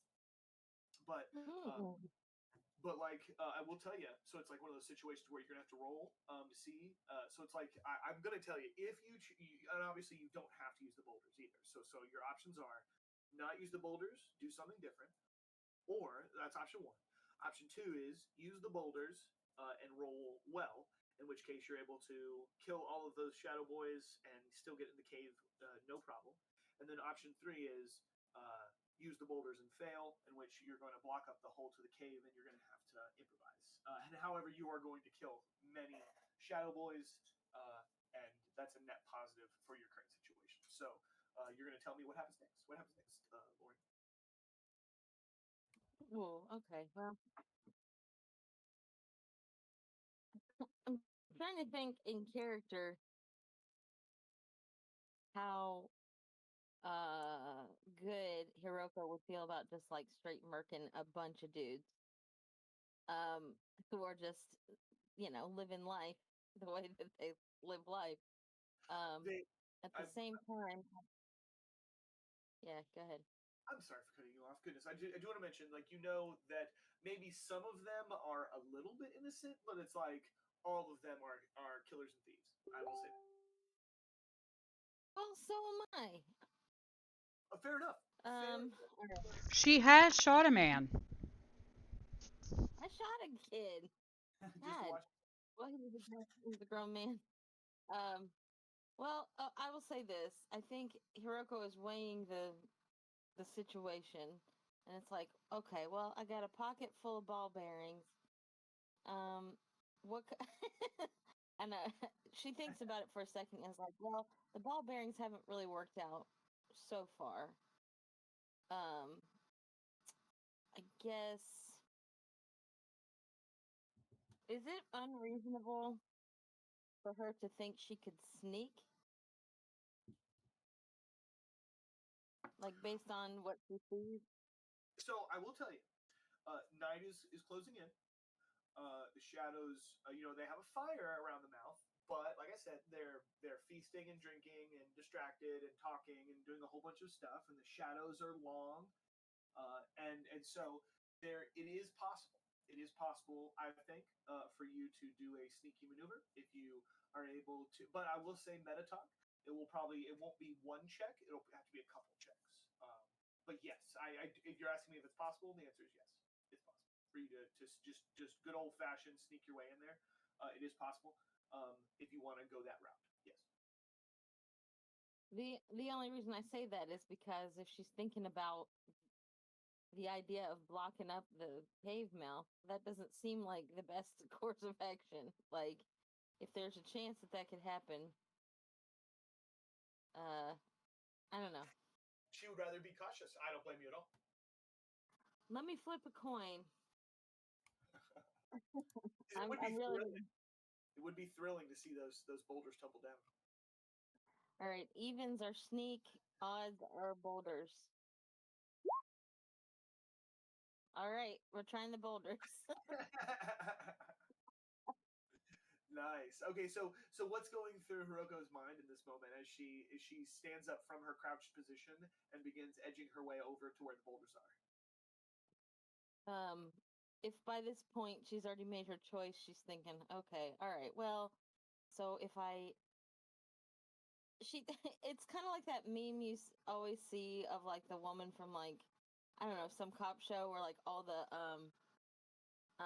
formulas and are flying through the air like she's trying to put I'm together on it. Give me a second. and she's trying to think about like the trajectory and all that, and then she kind of shakes her head and she's like, I'm not smart enough for this.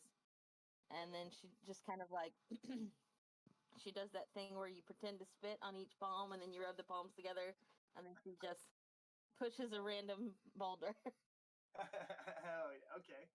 All right. and steps back. I think it'll be fun if oh, let's see if she found it. Oh wait. That's similar. I know which one. The one that Laura's talking about Yeah. is with the lanky. Yeah. Um, but yes. Uh, so real quick, I I will let you play to your strengths. What kind of check would you make to begin to dislodge the boulders, and try to use it on the fellas and fella s's down below? Um. Exactly it, Darian. Exactly. I guess this feels like I will allow sleight of hand if you would like that. I'm chill about that. I will say it's equal numbers, and to I'd love to do just give something a nice uh push or punch. So I don't know if athletics would be the right thing to push a boulder off Absolutely. of thing. Absolutely. No Okay, problem. please don't fuck me over. Oh my god. Hold on. No. Guess what? I'm gonna try that again. Okay. Inspiration. Check. Yes. That's better. Okay. Now tell me this, Soroka. You had two and now have one? Yes. Cool. Okay. Hiroko, you go to you throw your shoulder against one of the boulders, and it actually doesn't move. And you're like, oh shit, it's way heavier than I thought it was. And then you kind of like you put one of your legs against the sort of like a stone wall next to you, and you're able to sort of like heave with your shoulder and push your leg off and dislodge the boulder, and you're able to catch yourself as the boulder dislodges itself and goes rolling and bouncing down. All right, roll a d20. Sandy, roll a d20 for me real quick. No mods.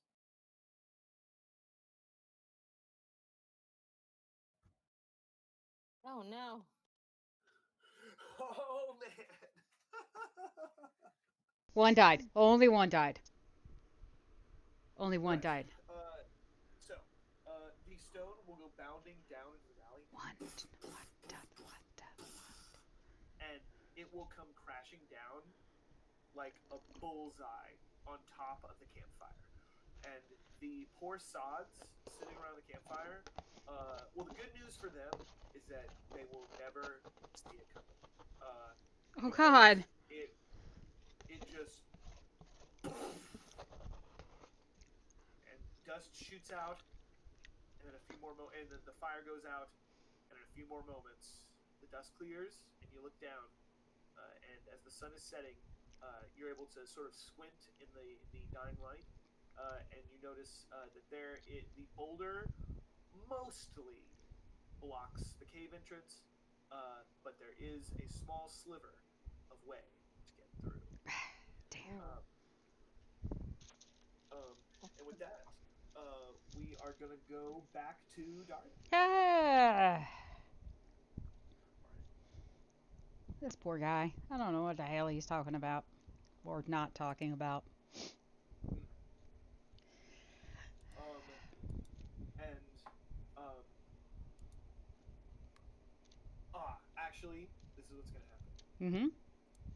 He's going to step forward, and he is going to gently, and he will do this slowly. So, like, you could step away from him or slap his hand down or however you would react.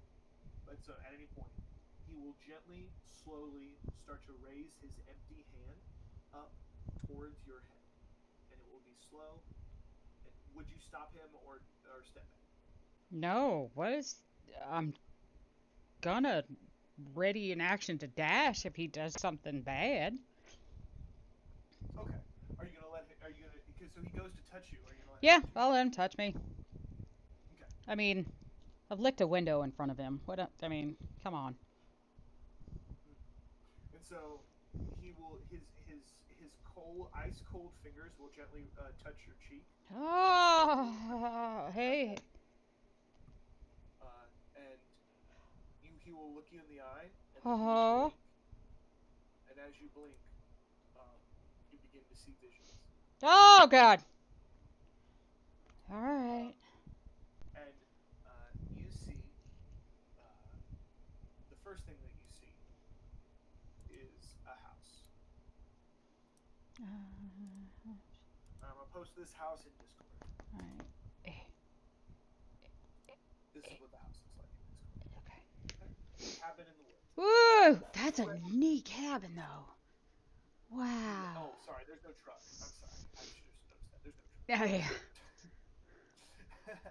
But the rest is there. And then Badass.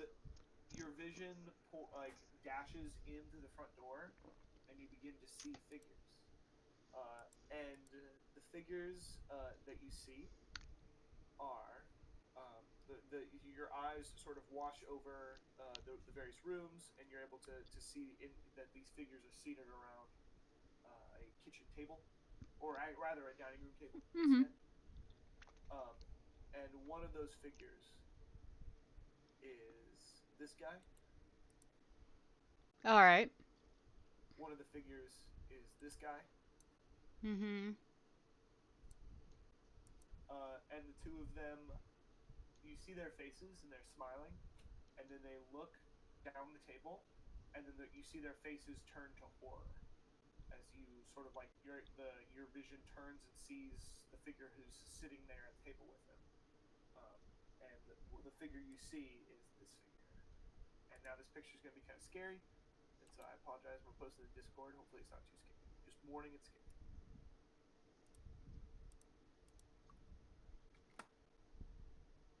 Ah! Ah!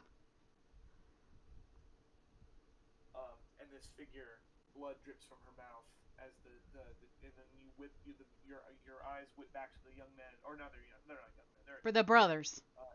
yeah, and they're going to get up and they're going to go running out of the cabin, screaming. Um, I mean, and as you turn back and look, um, you see this sort of wraith woman. mm-hmm. Uh, you see the hand of a thick, heavily muscled arm and hand, the hand of this hooded, bearded figure, and he raises. You see his hand raise up, Mm-hmm. and the pointer finger and the ring finger close her eyelids, and then she will disintegrate, and then you will blink your eyes again, and the vision will end. And then once again, you are seated in front at the table of this cabin with the hooded figure, and he will. Yeah. And actually, before that all goes over, he will actually draw out a scrap of paper, Mm-hmm. and has obviously been ripped off of a larger document, Okay. and he will show it to you. And it says this. It just says one word.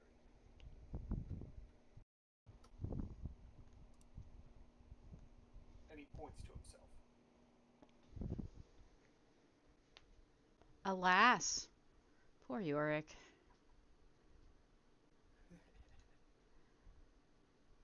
So you're the... Okay. And so he will point at you. Uh-huh. He will pantomime. He'll point at you, point Yes. back up one of the western peak. Mm-hmm. Then he will pantomime sleeping. Okay.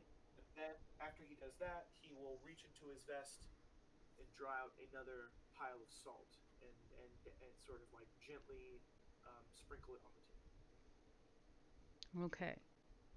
So we're gonna take a rest and then in the morning go up and get the salt. Yes. So roll a well.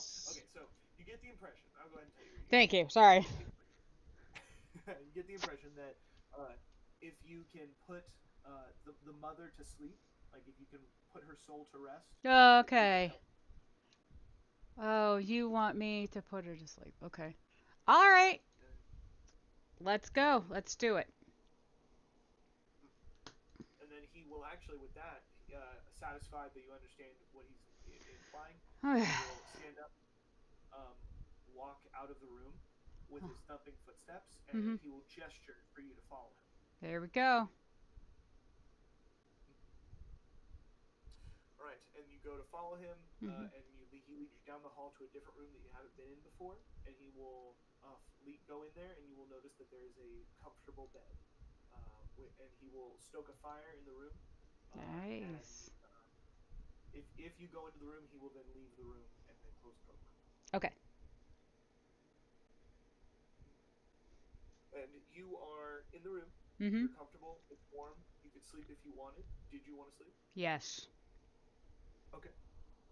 You will sleep, and it will be a warm, comfortable, unbothered sleep that you get as you rest the night in the in the cabin at the foot of the Boobs. And I Hooray. will. Ranch. Meanwhile, back at the ranch, I think she's pulling a lever. Oh, Polar 11. Okay. Absolutely. So I'm in a long uh, rest.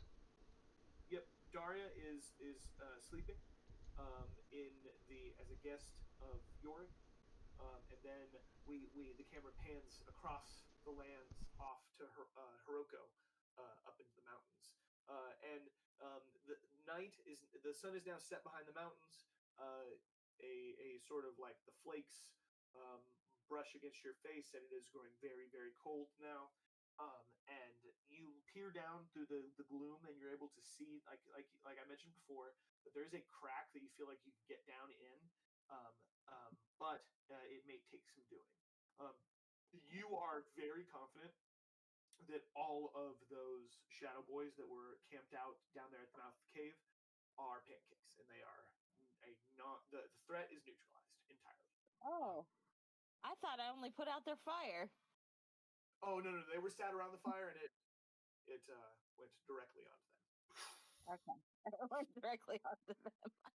Mm-hmm. Okay. You're welcome. And All right. the fire is out, so it is fairly dark, but you're able to squint, and it's like there's still a little bit of light, so you could make your way down to the cave mouth if you'd like, or any other thing you'd like to do now. You can attempt. I guess I will. Yeah, I'll try to make my way down to town. You know how it is. All right. You are able to slide down the mountain fairly easily. You're able to sort of make your way, and by the time you get down to the boulder that is mostly blocking the way, um, you it is now good and truly night. Are you a human? Yes. Okay. Do you have any elf in your lineage, by the way? I know it's a random question. I don't think so. I've been human, so all humans so far. Fair enough. Okay. All right. So it's pretty dark, but you're literally right there. So like you could wriggle your way down in there. I'd like a check, please, for you to wriggle your way in between the boulder and the edge of the cave mouth. You are confident that this is the cave mouth that will take you down to the Swarfneeblen city. And this is a dexterity check. In this case, and that's going to be a theme tonight. It's like I want you to use, within reason, I want you to use whatever's to your advantage. So like I'm going to be totally chill if you're using the things like if we can argue like that something dex based, like you're good at dex stuff, that's perfect for this situation. Yeah. Okay. Should I do like acrobatics or athletics or just a straight? Okay. Acrobatics would be fun. No problem at all. Yeah, because you're kind of trying to flip up into there. Yeah. Oh God, everything. My computer's running really slow right now. Like things are freezing up. So I did roll. There we go. Okay. All right. You are able to make your way down. So you very, very like a practiced ninja. Like you're able to slink your way in between the boulder and the mouth of the cave. And then in a few moments, you are silently standing in the sort of like cave mouth area still. It's pitch in here. It's pitch black. Although there is a little bit. Actually, I take it back. It's not pitch. There's some minor luminescent fungus, so that you will say you have like kind of like dim light as this fungus kind of like glows on the walls and ceiling and stuff. But you certainly do not see well, and so someone could sneak up on you fairly easily. But you are able to kind of like make your way and just kind of like stumble your way forward if you wanted to, if and when you want to go deeper. Can I try to be stealthy? Yes, absolutely. So I'll have you roll a stealth check. Okay. It'll be really sad if I do bad on this one. It's literally my highest stat. Why does this always happen? It doesn't always happen. I've had some really good rolls tonight. All right. So, I have good news. Is that that roll is going to be good enough in this coming situation. So. Okay.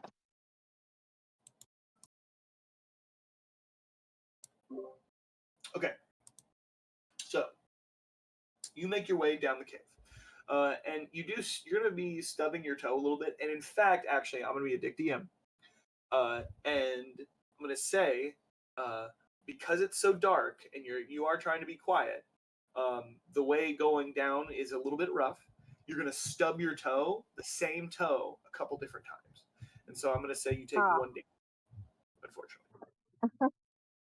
But that's the bad news. The good news is you are able to sneak up on the edge of one more camp one more Shadow Boys camp. Um, and Oh, you notice so a couple things. And actually, here, real quick, just for good measure, roll a perception check, take advantage. okay. Do what and take advantage? You broke up for a second. Perception. Oh, okay. Sorry. God.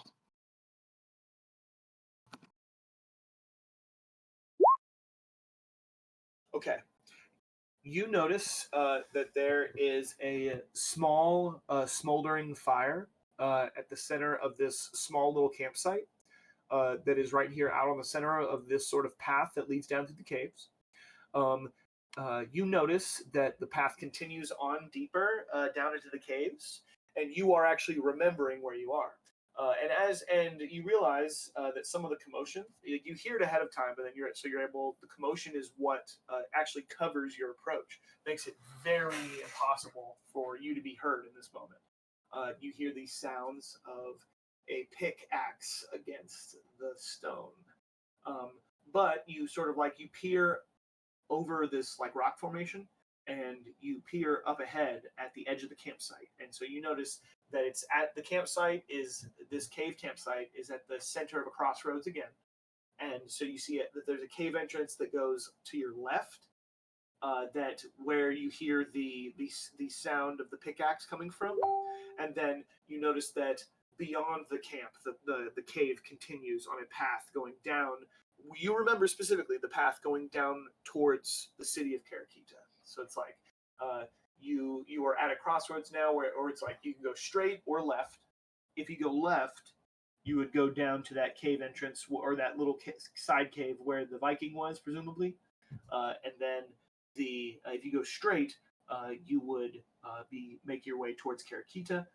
But as I said before, there is a campsite at this crossroads. It is populated by this, and so it's. I'm going to mention two things. Well, three things. First, I'll mention it appears like there's like maybe you count them, and you notice that there's like 18 guys here. 18 Shadow Boys.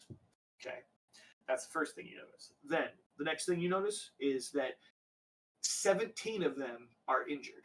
It's like they're like most of them are prone, moaning in pain, bandaged. Some of them have head wraps. Some of them have casts. It's like they're real bad shape. And then like there's one of them who is appears to be like equal parts warrior and doctor. So it's like he's this badass guy. He has a huge sword on his back, but he's like tending to people. This guy is undoubtedly a Shadow Boy as well, though. And then the third thing I'm going to mention is that so you see the leader, you see that he's busy, you see that most of these Shadow Boys are injured, but they are Shadow Boys nonetheless. Yeah, so that's all the information I wanted to give you. What do you do next? Hmm. Um. Well, if he's busy, um. Hmm. Everybody else is injured. You said. That's correct. You Right. pick up that this guy appears to be like a badass, like some kind of like chief or what, not a chief per se, but like someone who's certainly like more powerful than your average schmuck. However, he is very busy and very his attention is elsewhere. Like he's handling these injured Shadow Boys as they And gripe so and whine. I'm kind of in the shadows right now. Yes, and you are peering over a rock formation, so you are completely obscured right now. Hmm.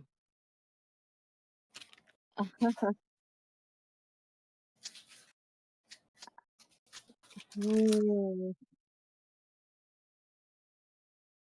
I think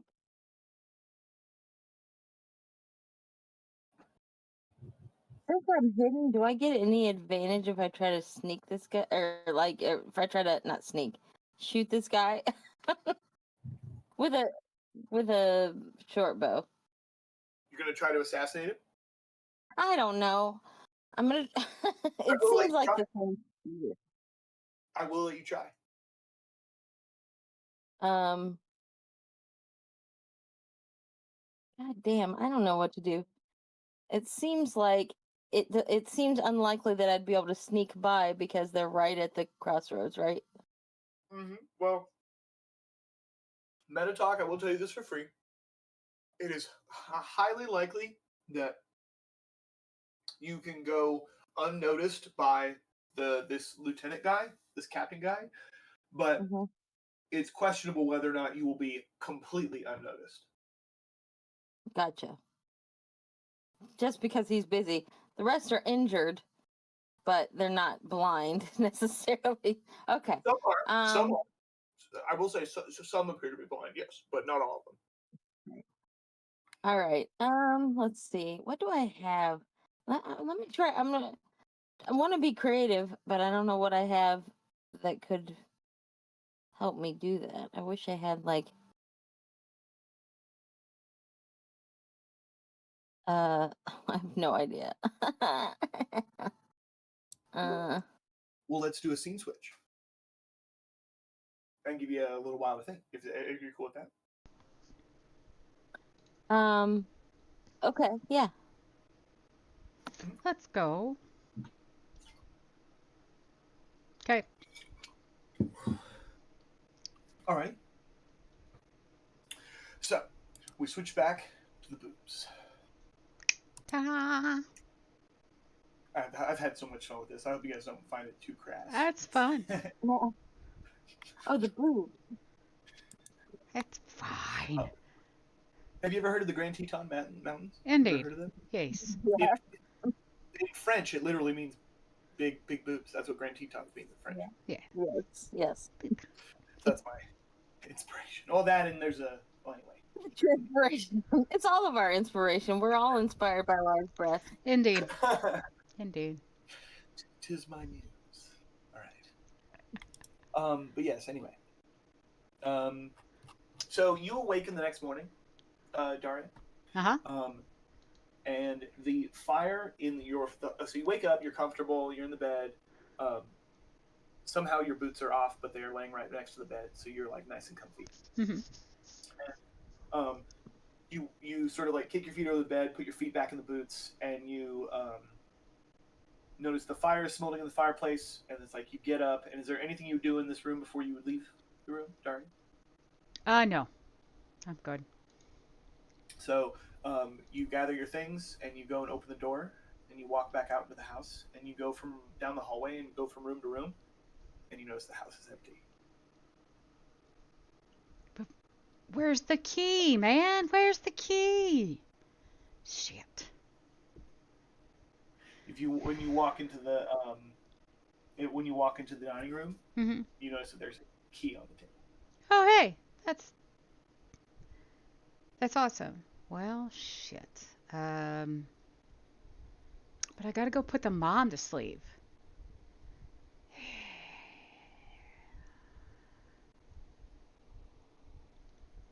And then you look down, and Boris, his head tilts to the side cutely.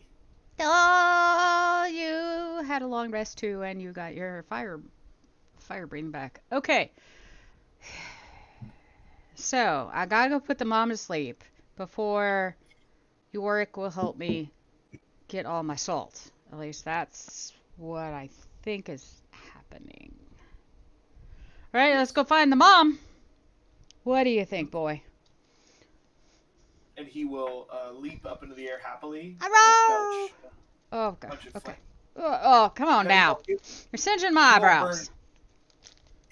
He's not going to burn the move, but for fun. Yeah. All right, I don't need. We're gonna head back up to Boobies. Got it. And you're gonna head up he indicated that it was on the western peak. Uh-huh. And you make your way back up to the crossroads, and you make your way up the various crisscrossing dirt paths, and you make your way up on the hill. And for the first time here at the Boobs, Mm-hmm. the mist cuts, and you're able to see, like you peer 360 degrees up here on this clearing at the top of the western boob, Mm-hmm. and you look out over the plains and the hills and the mesas and such, and you see the beautiful hill desert Rock Sean. formations. Mm-hmm. Yeah. And in front of you, though, with that as the backdrop, you lay your eyes upon another cabin. And this is, oh yeah, it's this cabin that you saw in your vision.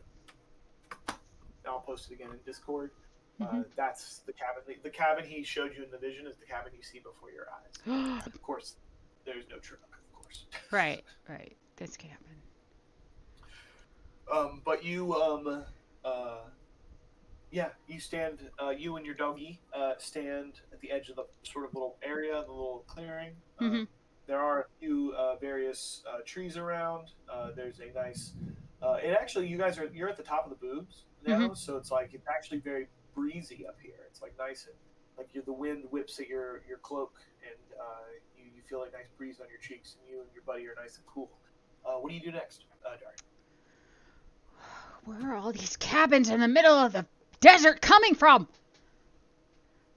Okay, I will go and investigate the cabin. Okay. How will you go about doing that? Are you still just looking at it from here, or are you going to approach the cabin? I'm going to approach the cabin. Okay. Right. Make a charisma saving throw. Hey, let's go. Guess what I get to do? I get to click normal again. Boom. Yes, yeah. You're definitely not exhausted anymore at all. Yes. So it was actually supposed to be charisma. I had a C in it. The second C. You son of a bitch. I'm gonna use one of my inspirations. Okay. Don't be sorry, be better. Yeah, okay. It was above a 10. All right. You go walking up to the steps that lead up onto the porch, and everything seems normal. And you feel like the thump of your boot on the first step, and the second step, and the third step, and then your blood runs cold. You feel tingling on the back of your neck. Ooh. You feel a sort of oppressive dread fall on you, and you hold for a moment as you notice this sort of strange twisting sensation in your stomach, and you look ahead and you see the porch, and you see the door, and then you look yonder, and I'd like you to roll a perception check, please. P is the first perception. Yes.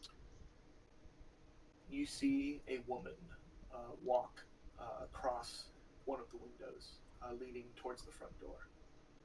The woman looks like the woman from your vision, with crown and blood and disintegrating face. Oh boy.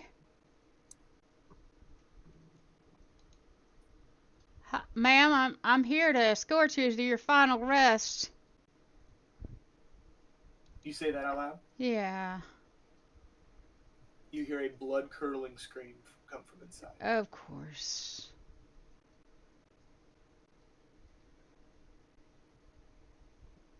Okay. Can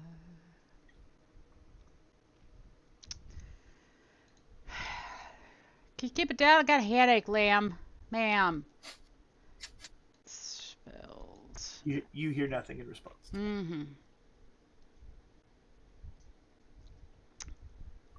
Alright, I'm gonna go into the cabin. So you will go ahead and turn the handle and open the door? Yeah. Alright. You turn the handle, pull the door open, and you look inside. There's nothing there. All you see is pitch blackness, but you get the eerie feeling that you're being watched from the darkness. Oh boy. Is this too scary, Sandy? No, I love it. Okay. I love it. Okay.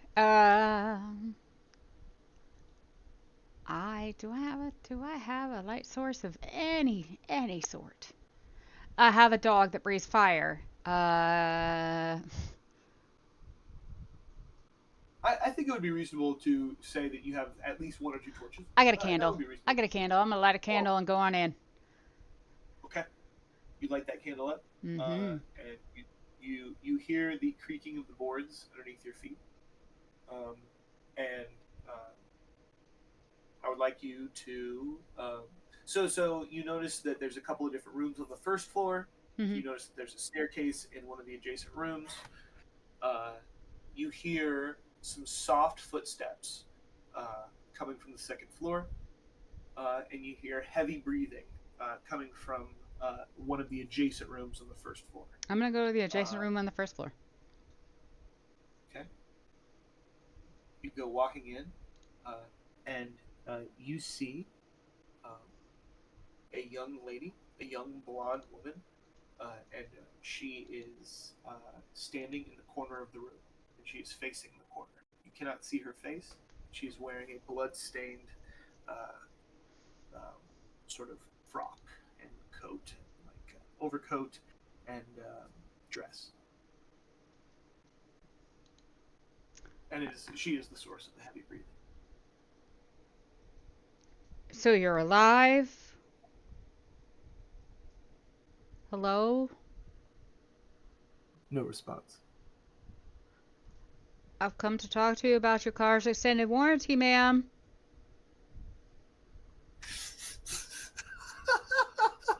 Do you say that? Yeah. There's no response. Okay. So I'm sorry. Is this the lady that I had the vision of, or not? Yes, but she looks different, younger somehow. She doesn't appear to have that strange. Like I said, you can only see it from behind, but as you look at her and you kind of like sort of gently tiptoe into the room, you're able to see that it does appear to be her, but she's younger and not, at least to your eye, not Dead yet. frankly fucked up by evil magic. Right. Okay, I'm gonna actually back out of the room and go up and see what the footsteps are all about. Boris, you stay here. Okay. Boris will look at you. He will nod somehow, knowingly. And then he will sort of like stand in the hallway, watching the girl in the corner of the room adjacent to him. And he's gonna stand right there, like ready to listening for your command. Okay. You're gonna make your way up the stairs, and then we're gonna switch back to Hiroko. Oh. Okay. All right. Hiroko. You were. Wait, now forgive me. I think you were still pondering what your next move was with regard to the camp of injured Shadow Boys. Yeah. Okay. Have you given any thought? Have you considered your options for it? Yeah, I think she'll say. But think about the fact that she just killed a bunch of guys downstairs, and then, or not downstairs, but like outside. And then she'll shrug and be like, "All right, well, in for a penny, I guess. In for a penny, in for a pound." And she's going to use something she hasn't used in a while. She has one cantrip that she can do, which is True Strike, which allows advantage basically on an attack. Let me post that. That's part of her magic initiate feat. And so she's going to cast that on herself, and then she's going to aim her bow at the main guy there. Okay.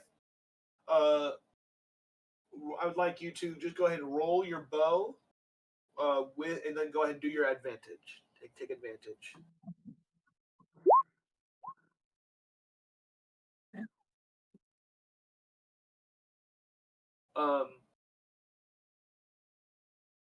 Your arrow will fly silently and strike true.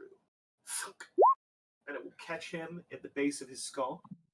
Uh, and he's ministering to someone who's unconscious. And he will sort of sway back and forth for a few moments. And then he will go tumbling over to the side dead. And he will just be laying there unconscious, just like the person he was tending to. Um, and so you wait a few moments. You look around and you notice that the rest of the folk in here are like I said, like a lot of them are really screwed up, a lot of them messed up. Like many of them are blind at this point. And so it would be easy for you feel at this point to now sort of like follow the shadows, sneak in, and then go whichever way you wanted to go. Okay. Should I try to be sneaky though? I should try to be sneaky. Um, yes, yeah, it might. Yeah, I would say it would benefit you to try to be sneaky. Yes. Okay. I'm gonna roll a stealth roll. Ooh. You notice a group in the corner that are all asleep, and you um, quietly stroll through the group, unnoticed by all of them, and you walk through the shadows, and you are now at the side chamber that would lead to the Viking. You could also continue onward towards Karakita too, if you wished, but you do hear the clinking of the pick on the oar. Yeah. I guess I'll head towards him. All right, and you make your way down the small cave entrance, and it takes a few moments, but then it opens back up very widely, and there's this. You see a couple of candles already glowing in this small little cave, uh, and the light of the candles flicker on the silver in the walls, and the figure hunched hacks and hacks and hacks. And now the picture I'm about to show you is very dwarfish, but this kind of fits the bill. But like this guy's is a human. So I'll post the picture in the Discord. And he, because he is so engrossed in his business, he is just like unawares that as you come strolling up. And you conceivably could do just about anything right now. But if you wanted to talk, the situation would change if you had talked to him or touched him or anything like that. But like right now, like he is engrossed in his work, and you could even make a perception check and see what more of what's going on around you, or any other kind of check at your leisure. What would you do Well, next? I'll make a perception check just to be, I'm looking around the room. But I Okay. don't. Okay.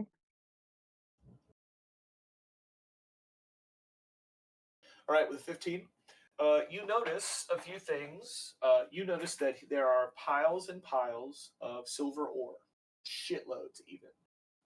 Piles bigger than you, like the taller than you stand. Like those piles are that big.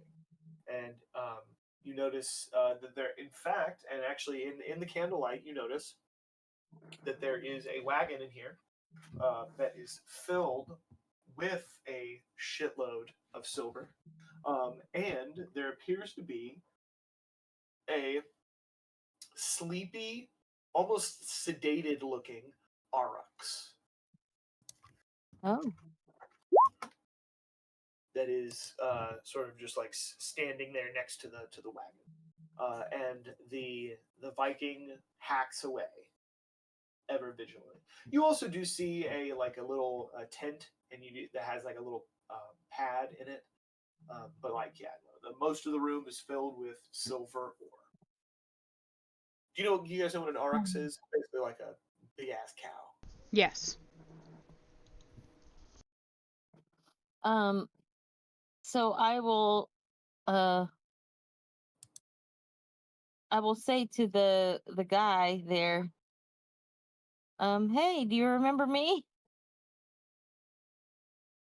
And then he's gonna whip around. He's gonna brandish his pickaxe, and he's gonna come charging at you. Make a dexterity saving throw.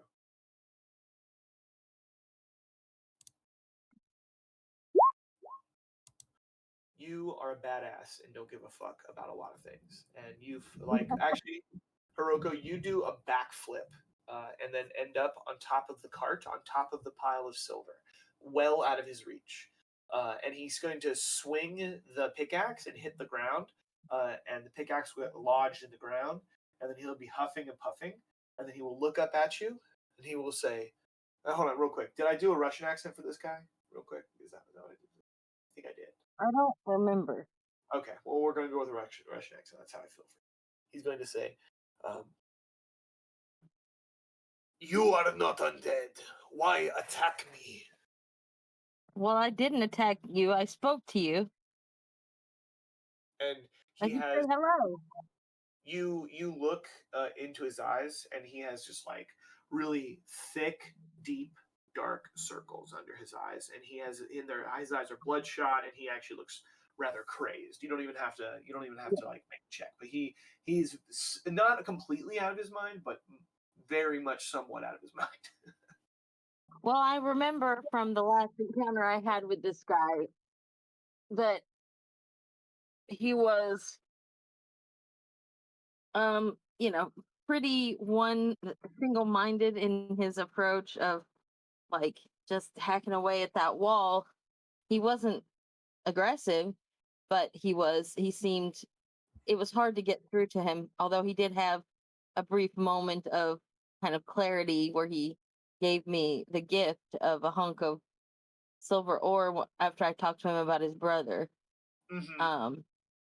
And then when I say I remember that, what I mean is, while we were doing Sandy, I looked back at the notes. I was like, I do remember there being something about a brother. And I'll say, hey, hey, no, you and I have met before. You told me all about how you and your brother disagreed on the approach to getting rid of these undead. You thought it was silver, but he thought it was salt. Don't you remember? And he's gonna be like breathing heavily, and then his eyes will sort of relax a little bit, and he's gonna say, I think, yes, I do remember. Yes, I told you of this. Yes, my brother. And he will actually go to put the pickaxe down on the ground, and he will sort of like and he'll put his hands on his hips and just kind of huff and puff like he's out of breath and look at the floor. You never told me what your brother's name was. And he will look up at you, and he will say, Yorick. Fucking knew it. But I don't know who York is, so that was out of character, obviously. But anyway, she'll say, when was the last time you talked to Yorick? And you can so I'd like you to roll an insight check. Also, not a skill of mine.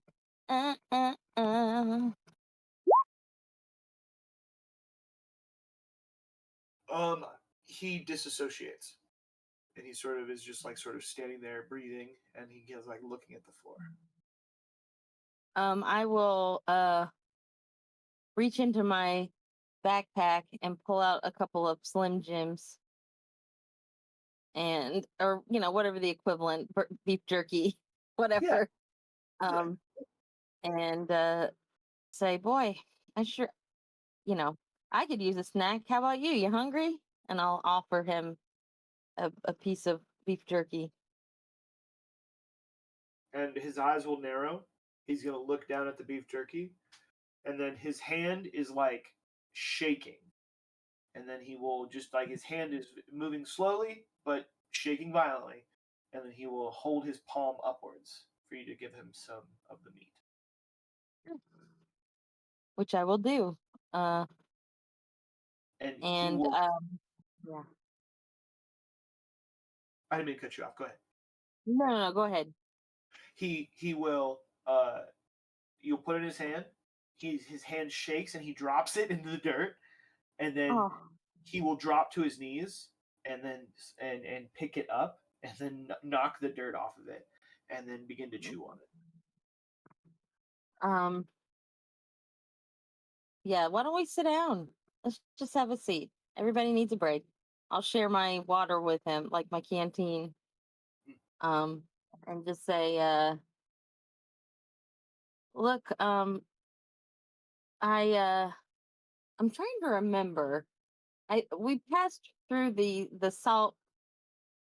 This is out of character, obviously, but we passed through um fuck, the two kingdoms, the boob kingdoms before we got to the Lesser Carricks, right? Correct.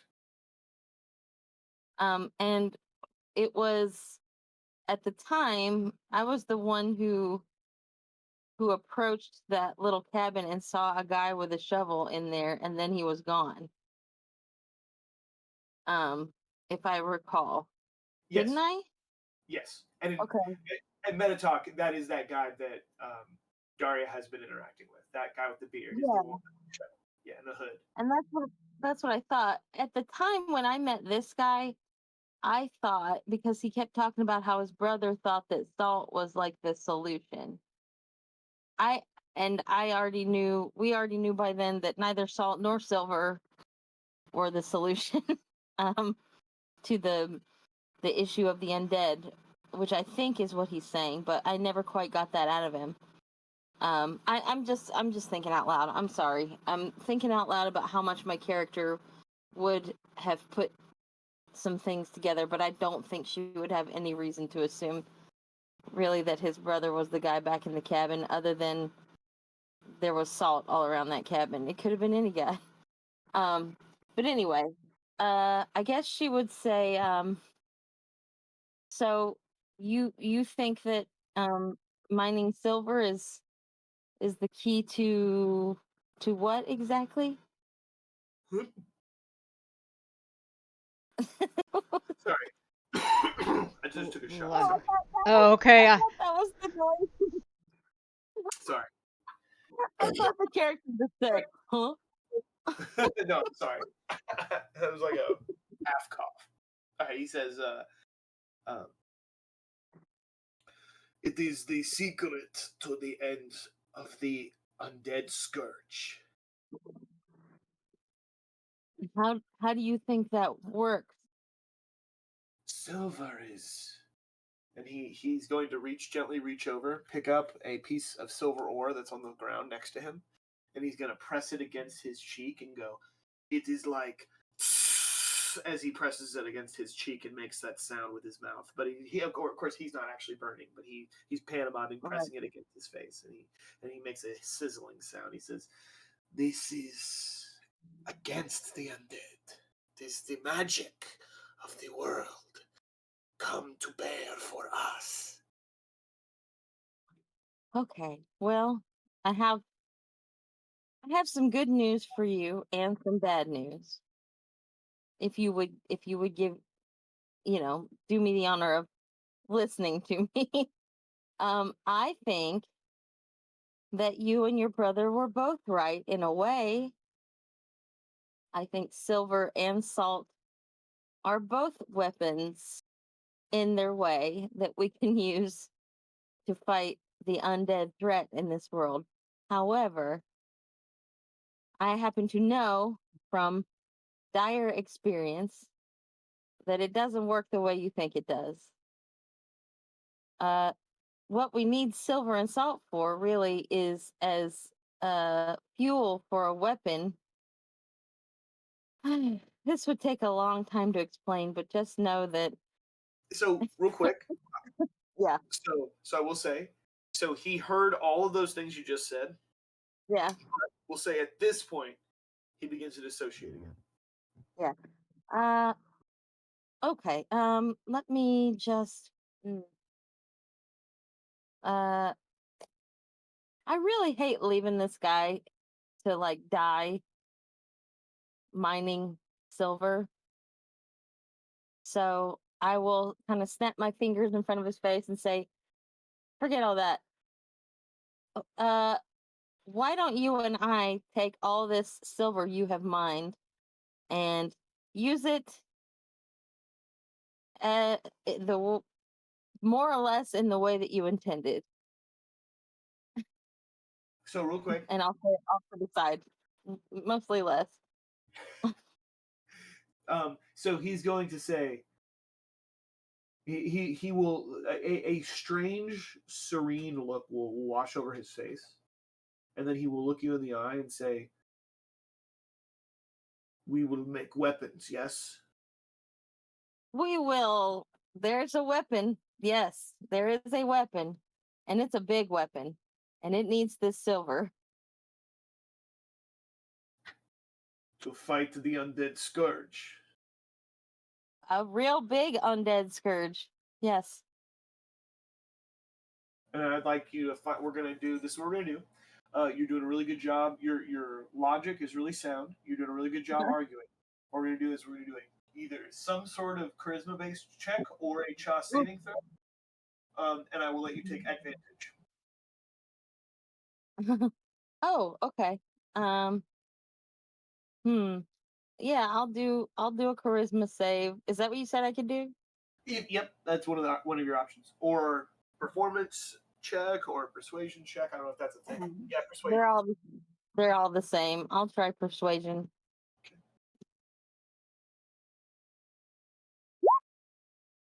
Woo! That was lucky. And he's going to say, actually, so yeah, no, actually, he's going to walk over and he's going to point at the wagon and he's going to say, "I am ready to go now." Point of order. Point of order. I'm using Robert's rules. Point of order. Can he fit in the spaceship with me? Oh, meta talk. Okay, so hold on. Let me go back to meta talk. I will go ahead and tell you. I don't know if I made it clear enough. I should have made it more clear. The escape pods are one way trip. Oh shit! They're not going to be able to. Yeah, and so you need to hear that as well, Sadie. If that was a part of your plans, like. Oh you're no, gonna have to figure out that's yeah, that's why I said I need to find a way to get all of that stuff back. So yep, I'm on it. Cool. But yes, so yeah, you won't be able to fly back. So that's but you do have other options, of course. But yeah, it seems like at this point you could rest.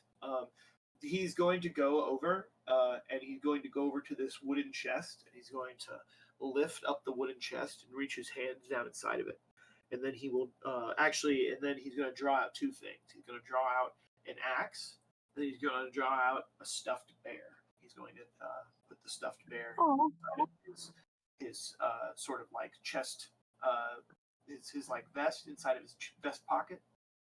And then he's going to sling the axe over his shoulder, and then he's going to go and hook the aurochs up to the wagon, and then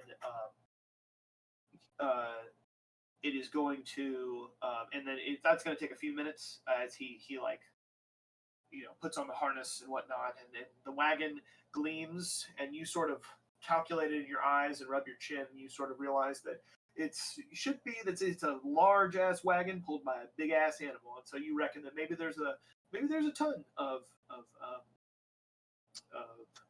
silver in this enormous wagon. You think I'll it put just a couple pieces in my pockets too, just in case. Oh, absolutely.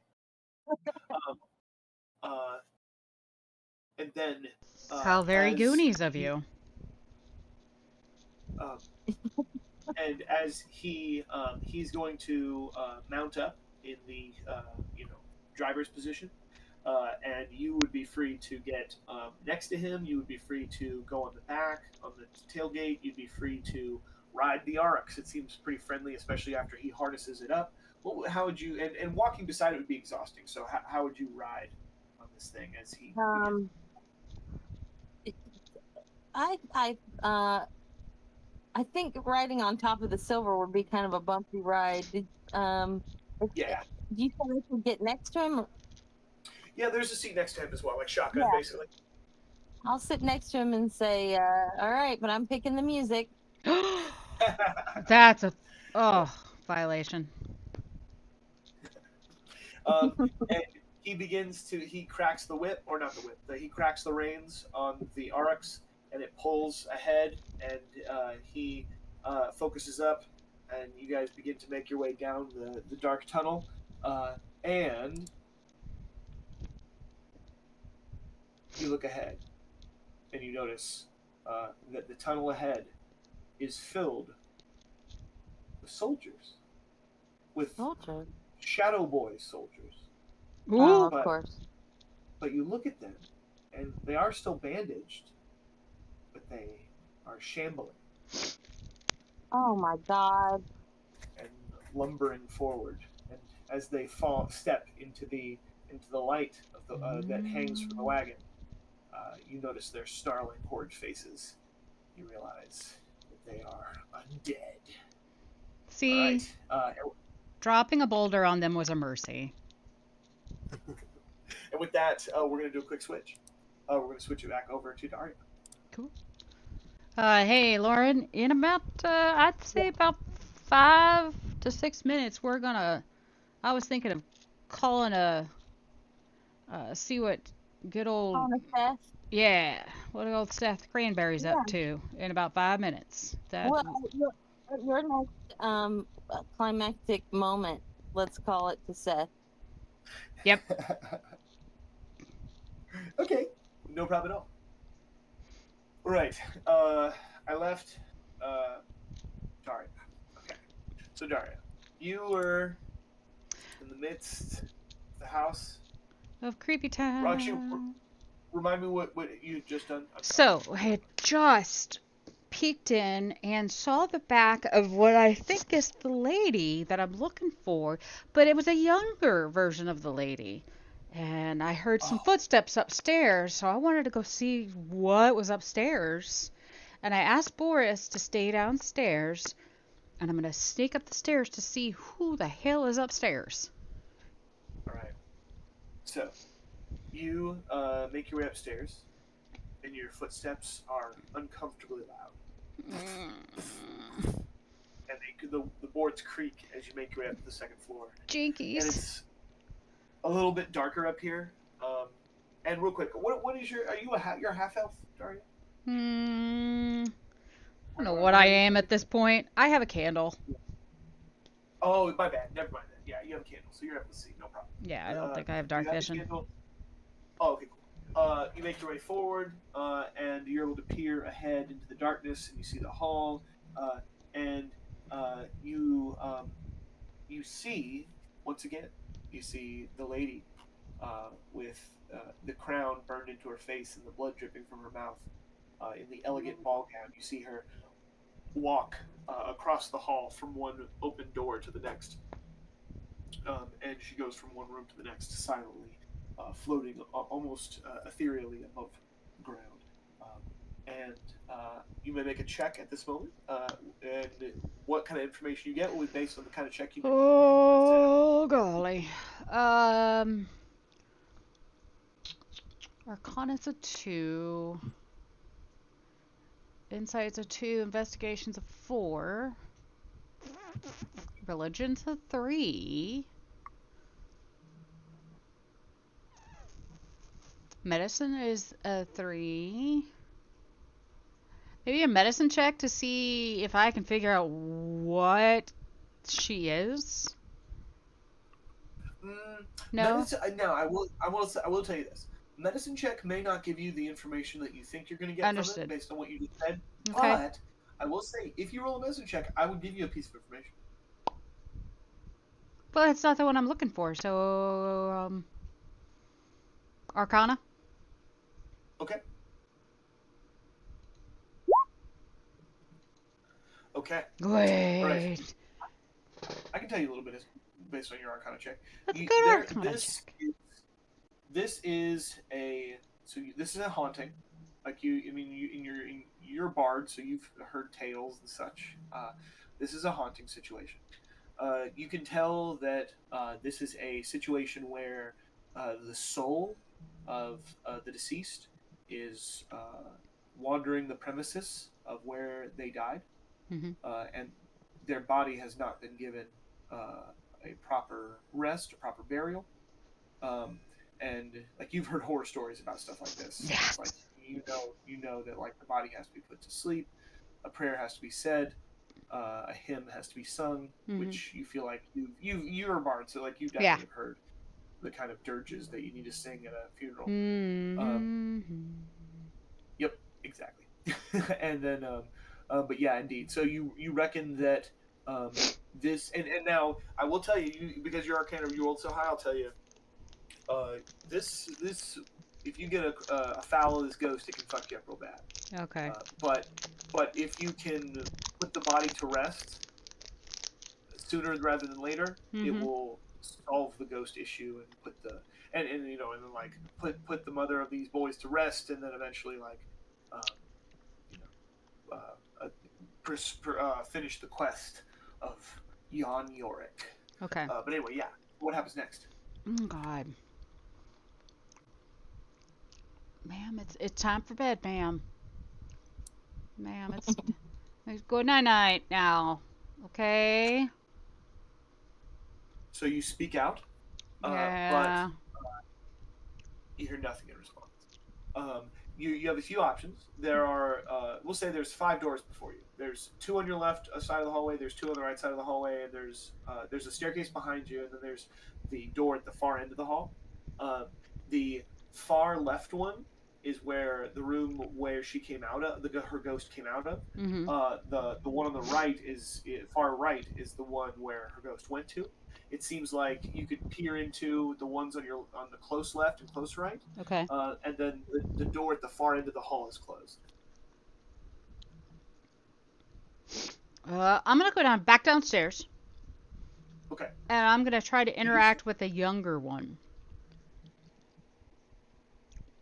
Okay. You walk. All right. So you walk back downstairs. And then you walk back into the hallway in the first floor, and then you walk back into the dining room. And it's empty. Damn it. Boris, where did she go? You turn and look, and you don't see Boris. God damn it, Boris! Alright, I'll go back upstairs. So you walk upstairs. And then you walk down the hallway, and you look into the dining room on the first floor. I'm in a horror house of mazes. God damn it.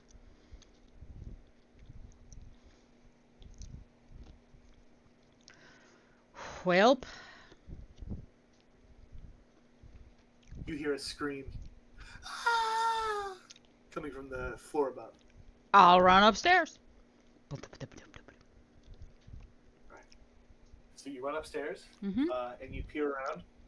Roll a perception check to see what door the scream came from. Perception is the first P. What? You know the scream came from the door at the end of the hall. I will go down to the end. I will go down. Right. You walk down the hall, past the doors, the open, dark doors on either side, on your left and right, and you walk up to the door at the end of the hall. Would you go ahead and turn the handle and open it? Yes. You turn the handle, open the door, and the mother leaps. You see her face and her fangs and the darkness in her eyes, and you feel her claws on your cheeks. I would like you to. I need to roll a check. I need to roll something real quick.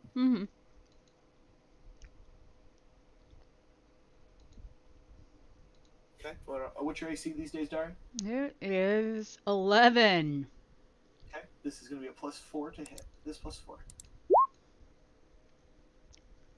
That's a hit. Okay. You're going to take this +2 damage. You're going to take 5 damage. Ow! Right. And now you are in the the grasp of the ghoul, Daria. It's really important you do well on this check. So, Metatalk, I will tell you, if you have inspiration, it's important to use it at this time. Okay. You need to make a Constitution saving throw, and you need to roll a 10 or higher. Excellent. Hey! Okay. You blink, and the doors open in front of you, and there's nothing there. You peer into the light of the candle, sort of emerges out into the darkness of the room, and you look yonder, and you see a bed with a corpse, and the corpse is the Lady Mother, and her eyes are open, bloodshot, and trained directly on you. Oh, God. With that, we're going to switch over to Hiroko. Nice. Whew. All right. Hiroko, you ready? Oh, did you guys want to do that side little vision there? Yeah, Seth Cranberry time. Okay. Would you like? And so we are about 5 minutes out from our normal allotted finishing time. Would you like me to do like this little scene and then wrap us up for the evening? Is that what you guys would be inclined to do? Well, it kind of depends on you because you're the one that has to get Yeah. up early in the morning. It's your call, buddy. And it feels like we're going to finish this tonight without playing like another hour or so, and that feels like a lot, maybe for somebody else to get up early. So I'm in the mode. So like we're doing awesome. So like I'm down to play for a little while longer too, if you want, for at least another half hour even, if you guys felt like. Okay, I'm fine with that. I can do it. Can you Mhm. do it? I can do it. Okay. I'm on my 4th Hell cup yeah. of fucking coffee. So are you guys are having fun with this? Yeah. Yeah. Okay, cool. Well, cool. Hell yeah, guys. I've been talking to myself a lot, but it's okay. You know me, I always have a lot to say. So. But yeah. But yeah, since we're playing till so my time, we're gonna be playing till at least 9:30. I'm gonna go smoke real quick. It'll take me like 3 to 5-ish minutes, and I'll be Okay. back, and then we'll do these. We'll see what Seth Cranberry's up to, and then we'll see if we can push forward with a couple of more sessions of seeing what happens to y'all. Okay. All right, We'll BRB. do the same. BRB.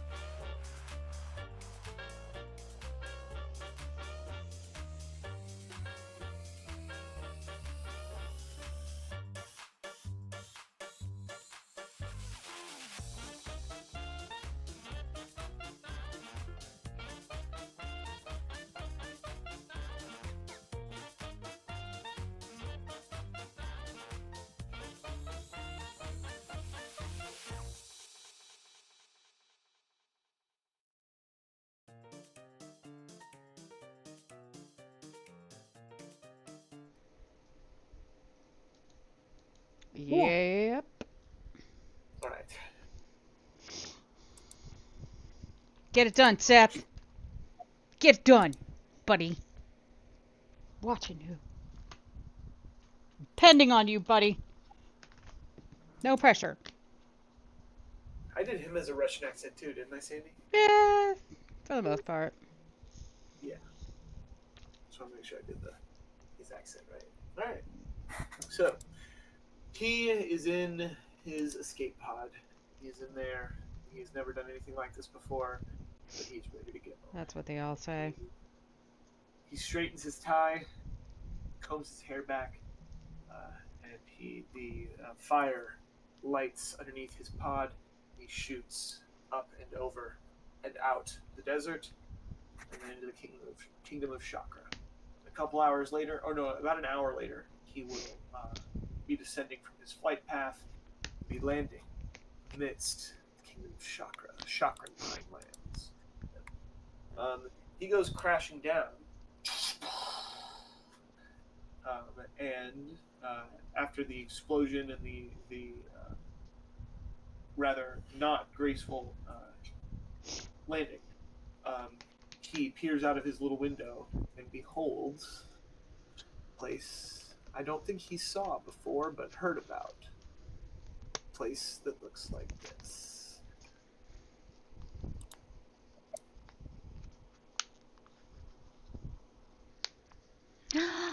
Oh. And he will go in, and he will go walking in, and he will be greeted by two elven ladies. The first, of course, well, both you recognize. The first to speak, though, is this lady. Says, Resting bitch face. "How dare you walk in here? We should kill you where you stand." Bitch, please. And Soraka, of course, will respond. Will say, "Your bigotry is getting a little old, Kinastasia. I want you to drop it." Shit.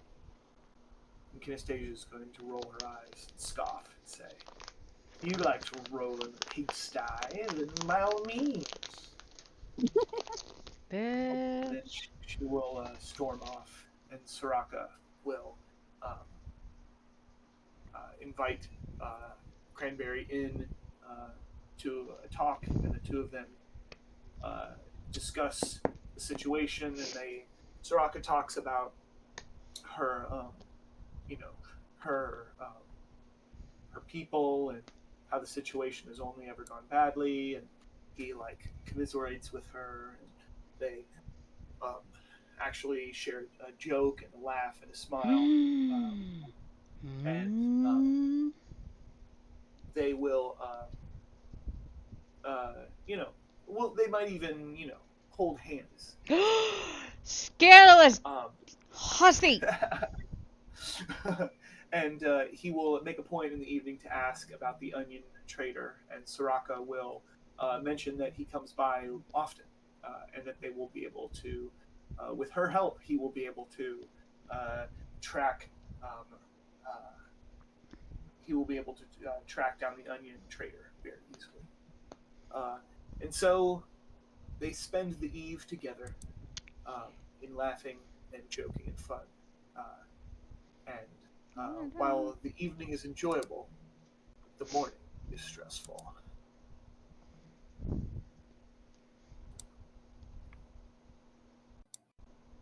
Oh? Why so? The two awaken, gently wrapped in each other's arms. But there is a thumping footsteps coming up the staircase. My husband's home. And the figure that comes stepping into the room is none other than Mokuru. Yeah, Oh, that's. I mean, they're not exclusive, are they? No, he has a fucking wife. And Mokuru, he will look at the situation, and Soraka will look at him, and will look back at look back at that's Mr. Cranberry. Soraka is his and then wife. Soraka will No.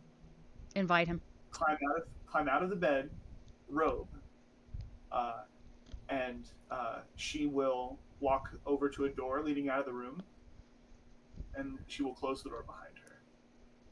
And Makururu will High look five. at Seth Cranberry. The two of them will lock eyes, and then they will both draw weapons. They know each other. don't No.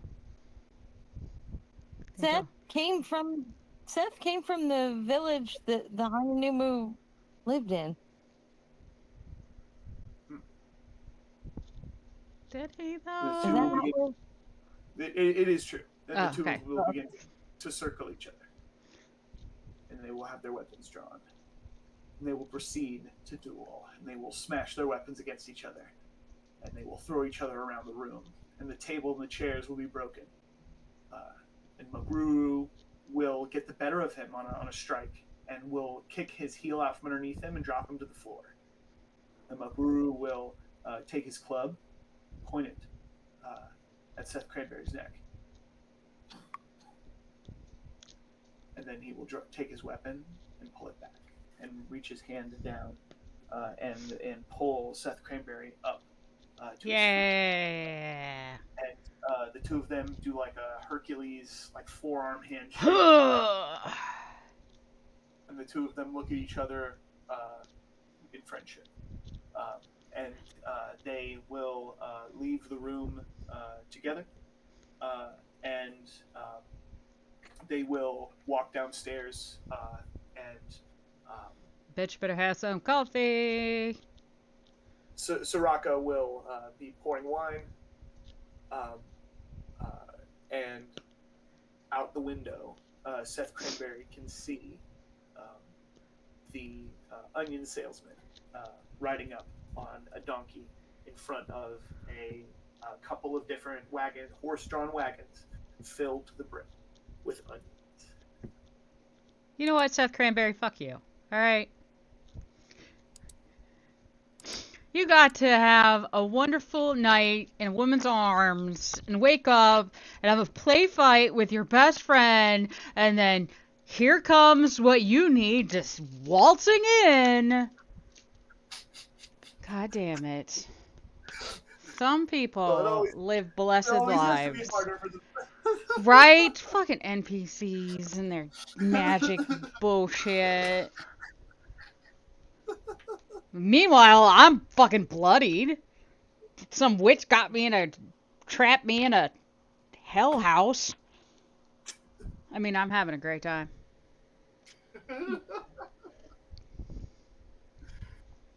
Hey, Lauren, you want to trade? You want to trade? I got scary witch lady. What? Trade. Do you want to come here instead? No, I'm about to fight a horde of the undead. Would you rather? Nice. No, I have one. I have one that's already started kicking my ass. One hit, I'm bloodied. Almost. It's hard to do when it's a 11. I'm 6 out of 11. So I'm kind of bloodied. I'm thinking about being bloodied. Mostly dead. Yeah. Probably alive. Indeed. All right. Who gets to go next? Yeah, so I actually forgot who went last, but I'm cool with either of you rejoining in whatever order we want to do, or we can roll initiative again if you want. It doesn't matter. What do you think, Lauren?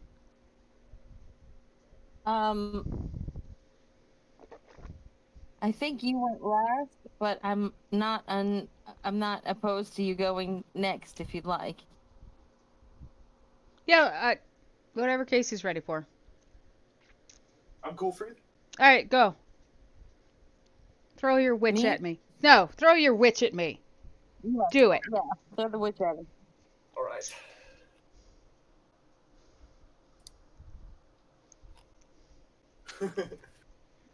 All of the exciting plots are coming to a head here.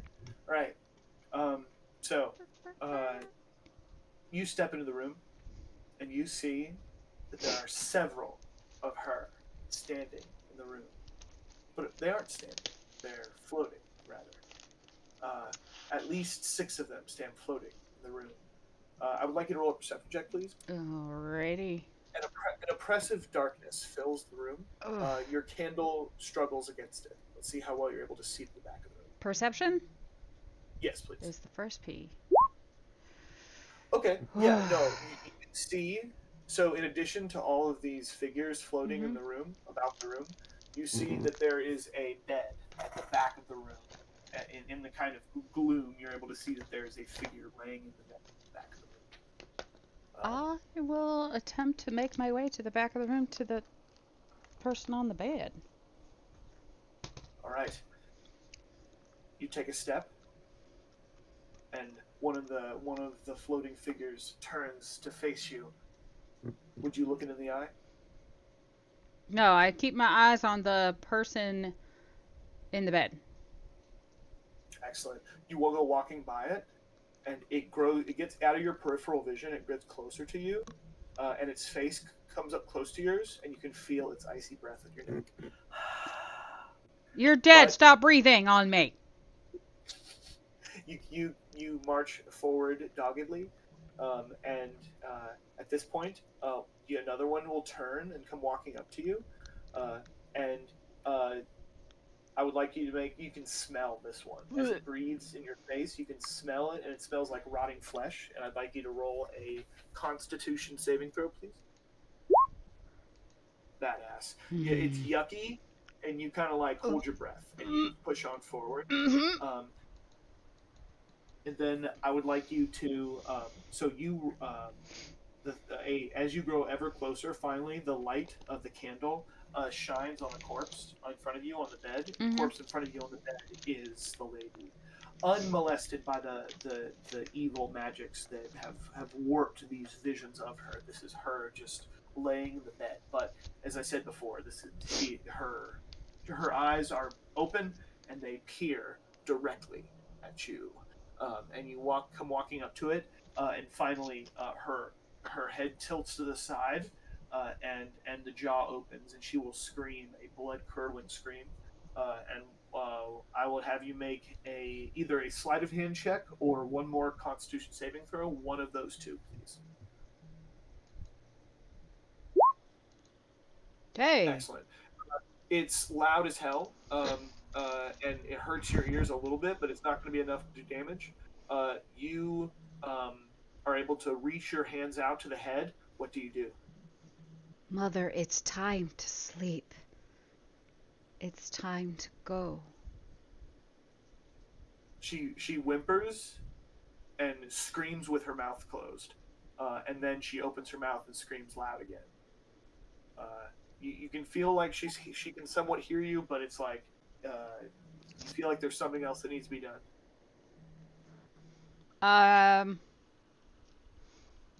I will actually sit at the foot on her bed at the foot and softly drum. A funeral song. I will perform excellently with reverence and gentleness.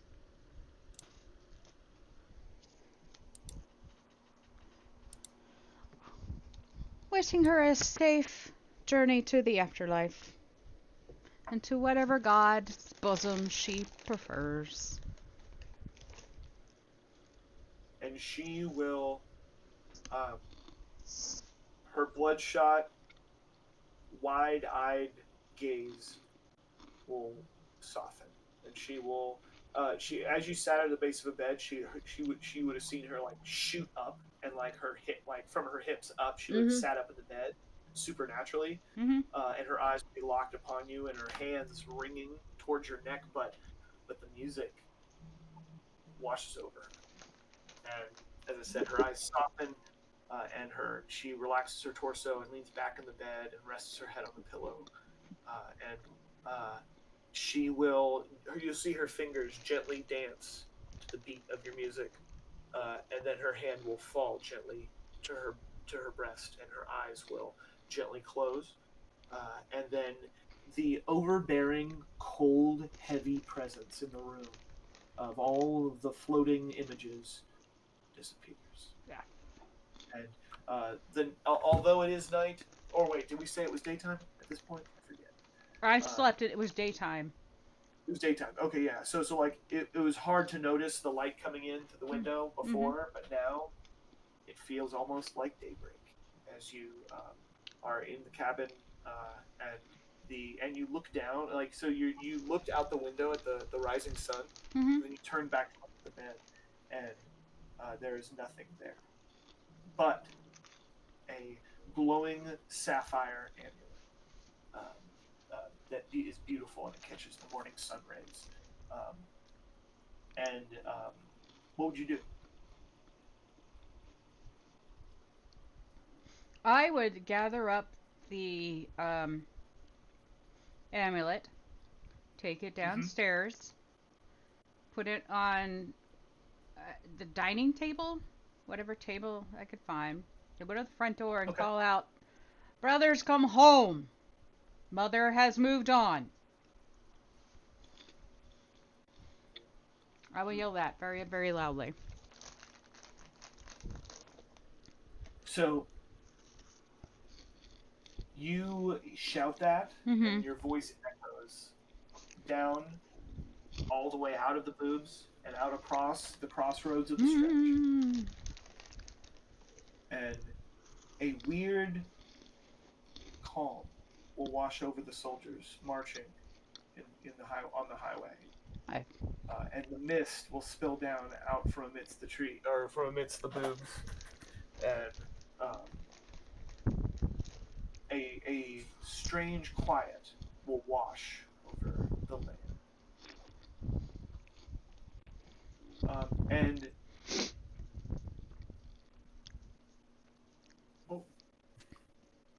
Yes. I'm sorry, did I miss something? Waiting on you. Okay. But yeah, and then you guys, and so you will be ready now.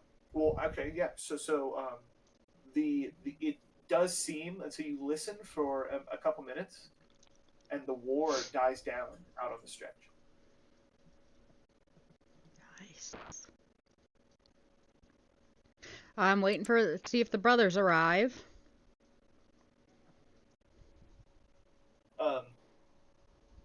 You wait several more minutes, Mm-hmm. and then you see a figure approaching from the gloom.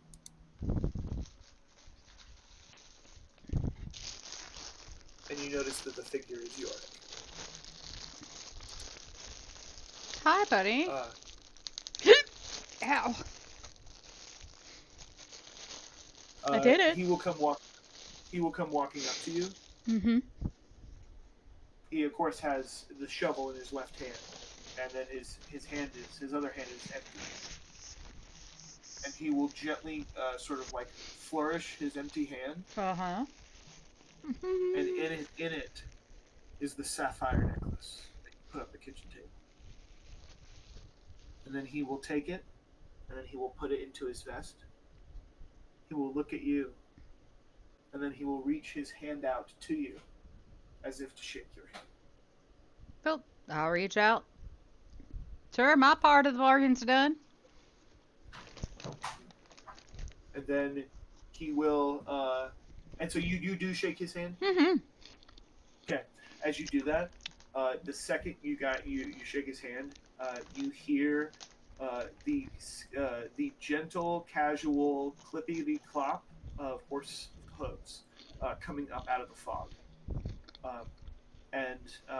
Of course, his hand is very cold and ice cold even, but gentle.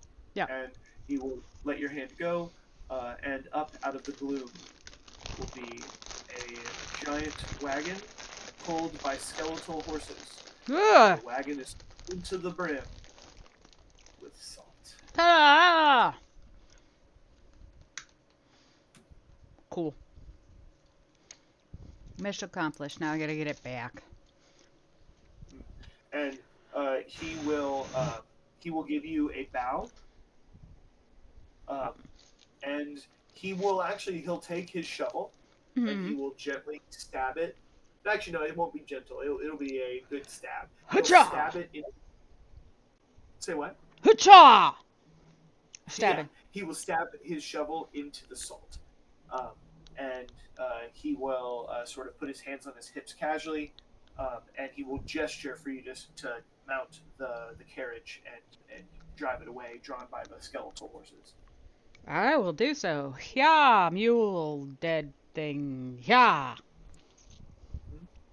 And you look up, and he's waving at you, and then you go to crack the reins, and then you look back to wave at him again, and he's gone. All right, I'm ready to go. We got all this spooky shit happening. And you leave the boobs behind you.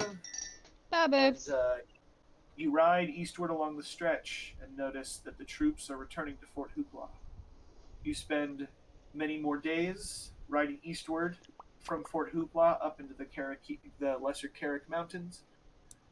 And with that, we're going to switch back to Hiroko. Hiroko, are you ready? Yes. Okay. We're ready, motherfucker. Oh shit! Oh shit! Oh shit! So you and your buddy are riding your carriage of silver down the cave sort of little path, and ahead are a couple dozen shambling undead shadow bears. And so it's at this point that you are going to need to get the F out of Dodge. And so real quick, here's a couple of checks I'd like to see. Well, first one I'd like to see is a animal handling check. You kicking the Aurochs into high gear. Okay. Sorry, something went down the wrong pipe. Well, this is not it's not a skill of mine, so. Oh, nice. Nice. You whip the reins, and the Aurochs charges forward, and it's huge as hell. And you actually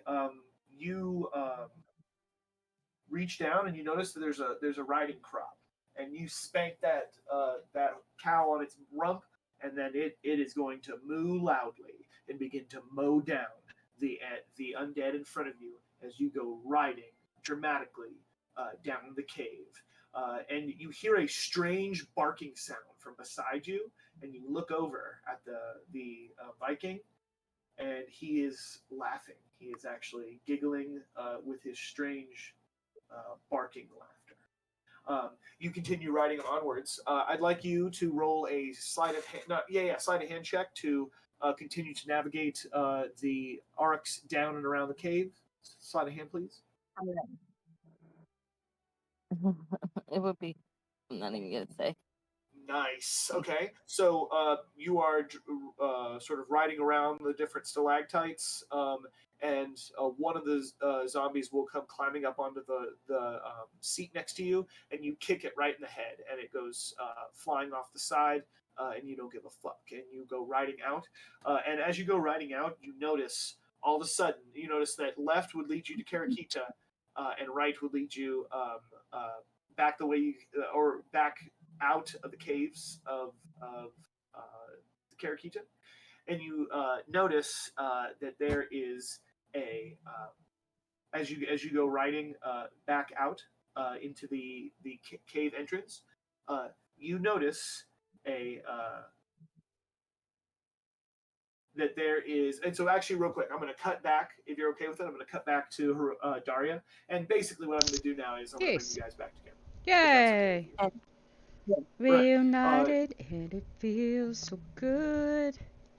But there is one thing left to worry about. So Daria, Shit. you and your wagon, and your little doggy friend, you are riding up into the mountains, up, and you're making your way down the path, and you go riding up to that cave mouth that you had previously been at before. Mm-hmm.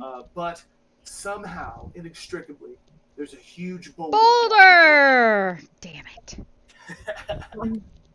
So, Where did is that there come from? anything you can do in this moment to move this boulder? Thunderwave! Oh, yes! Perfect! You're welcome. Perfect thing. And in fact, just go ahead and expend the spell slot, and it's going to be the thing you need. And you begin to beat on your drums, and beat, and beat, and beat. And soon enough, there's a thundering rumble inside the mountain. And it rumbles up through the boulder, and the boulder shatters into 1,000 pieces. You crack the reins of the skeletal horses, and they will pull you deeper down into the caves.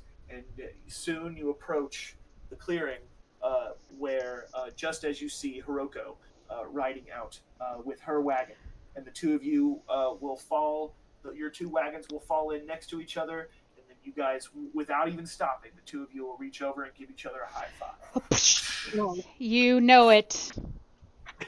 You know it. You guys will go riding down into the mountain for a few more miles, and before long, you guys emerge into the giant cavern known as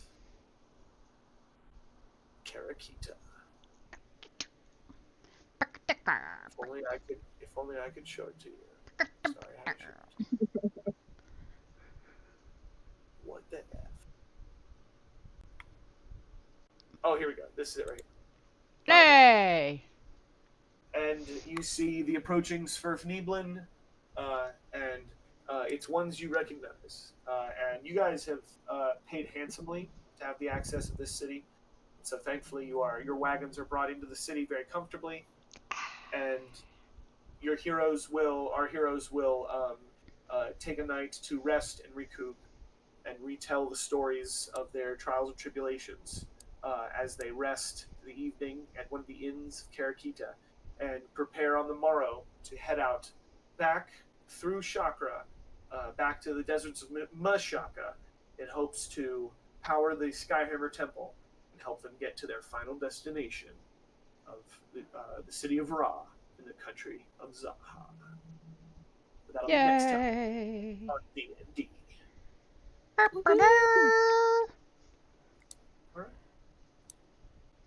Thank Well, you. that was Hopefully- fun. That was Thank you. fun. Mm-hmm.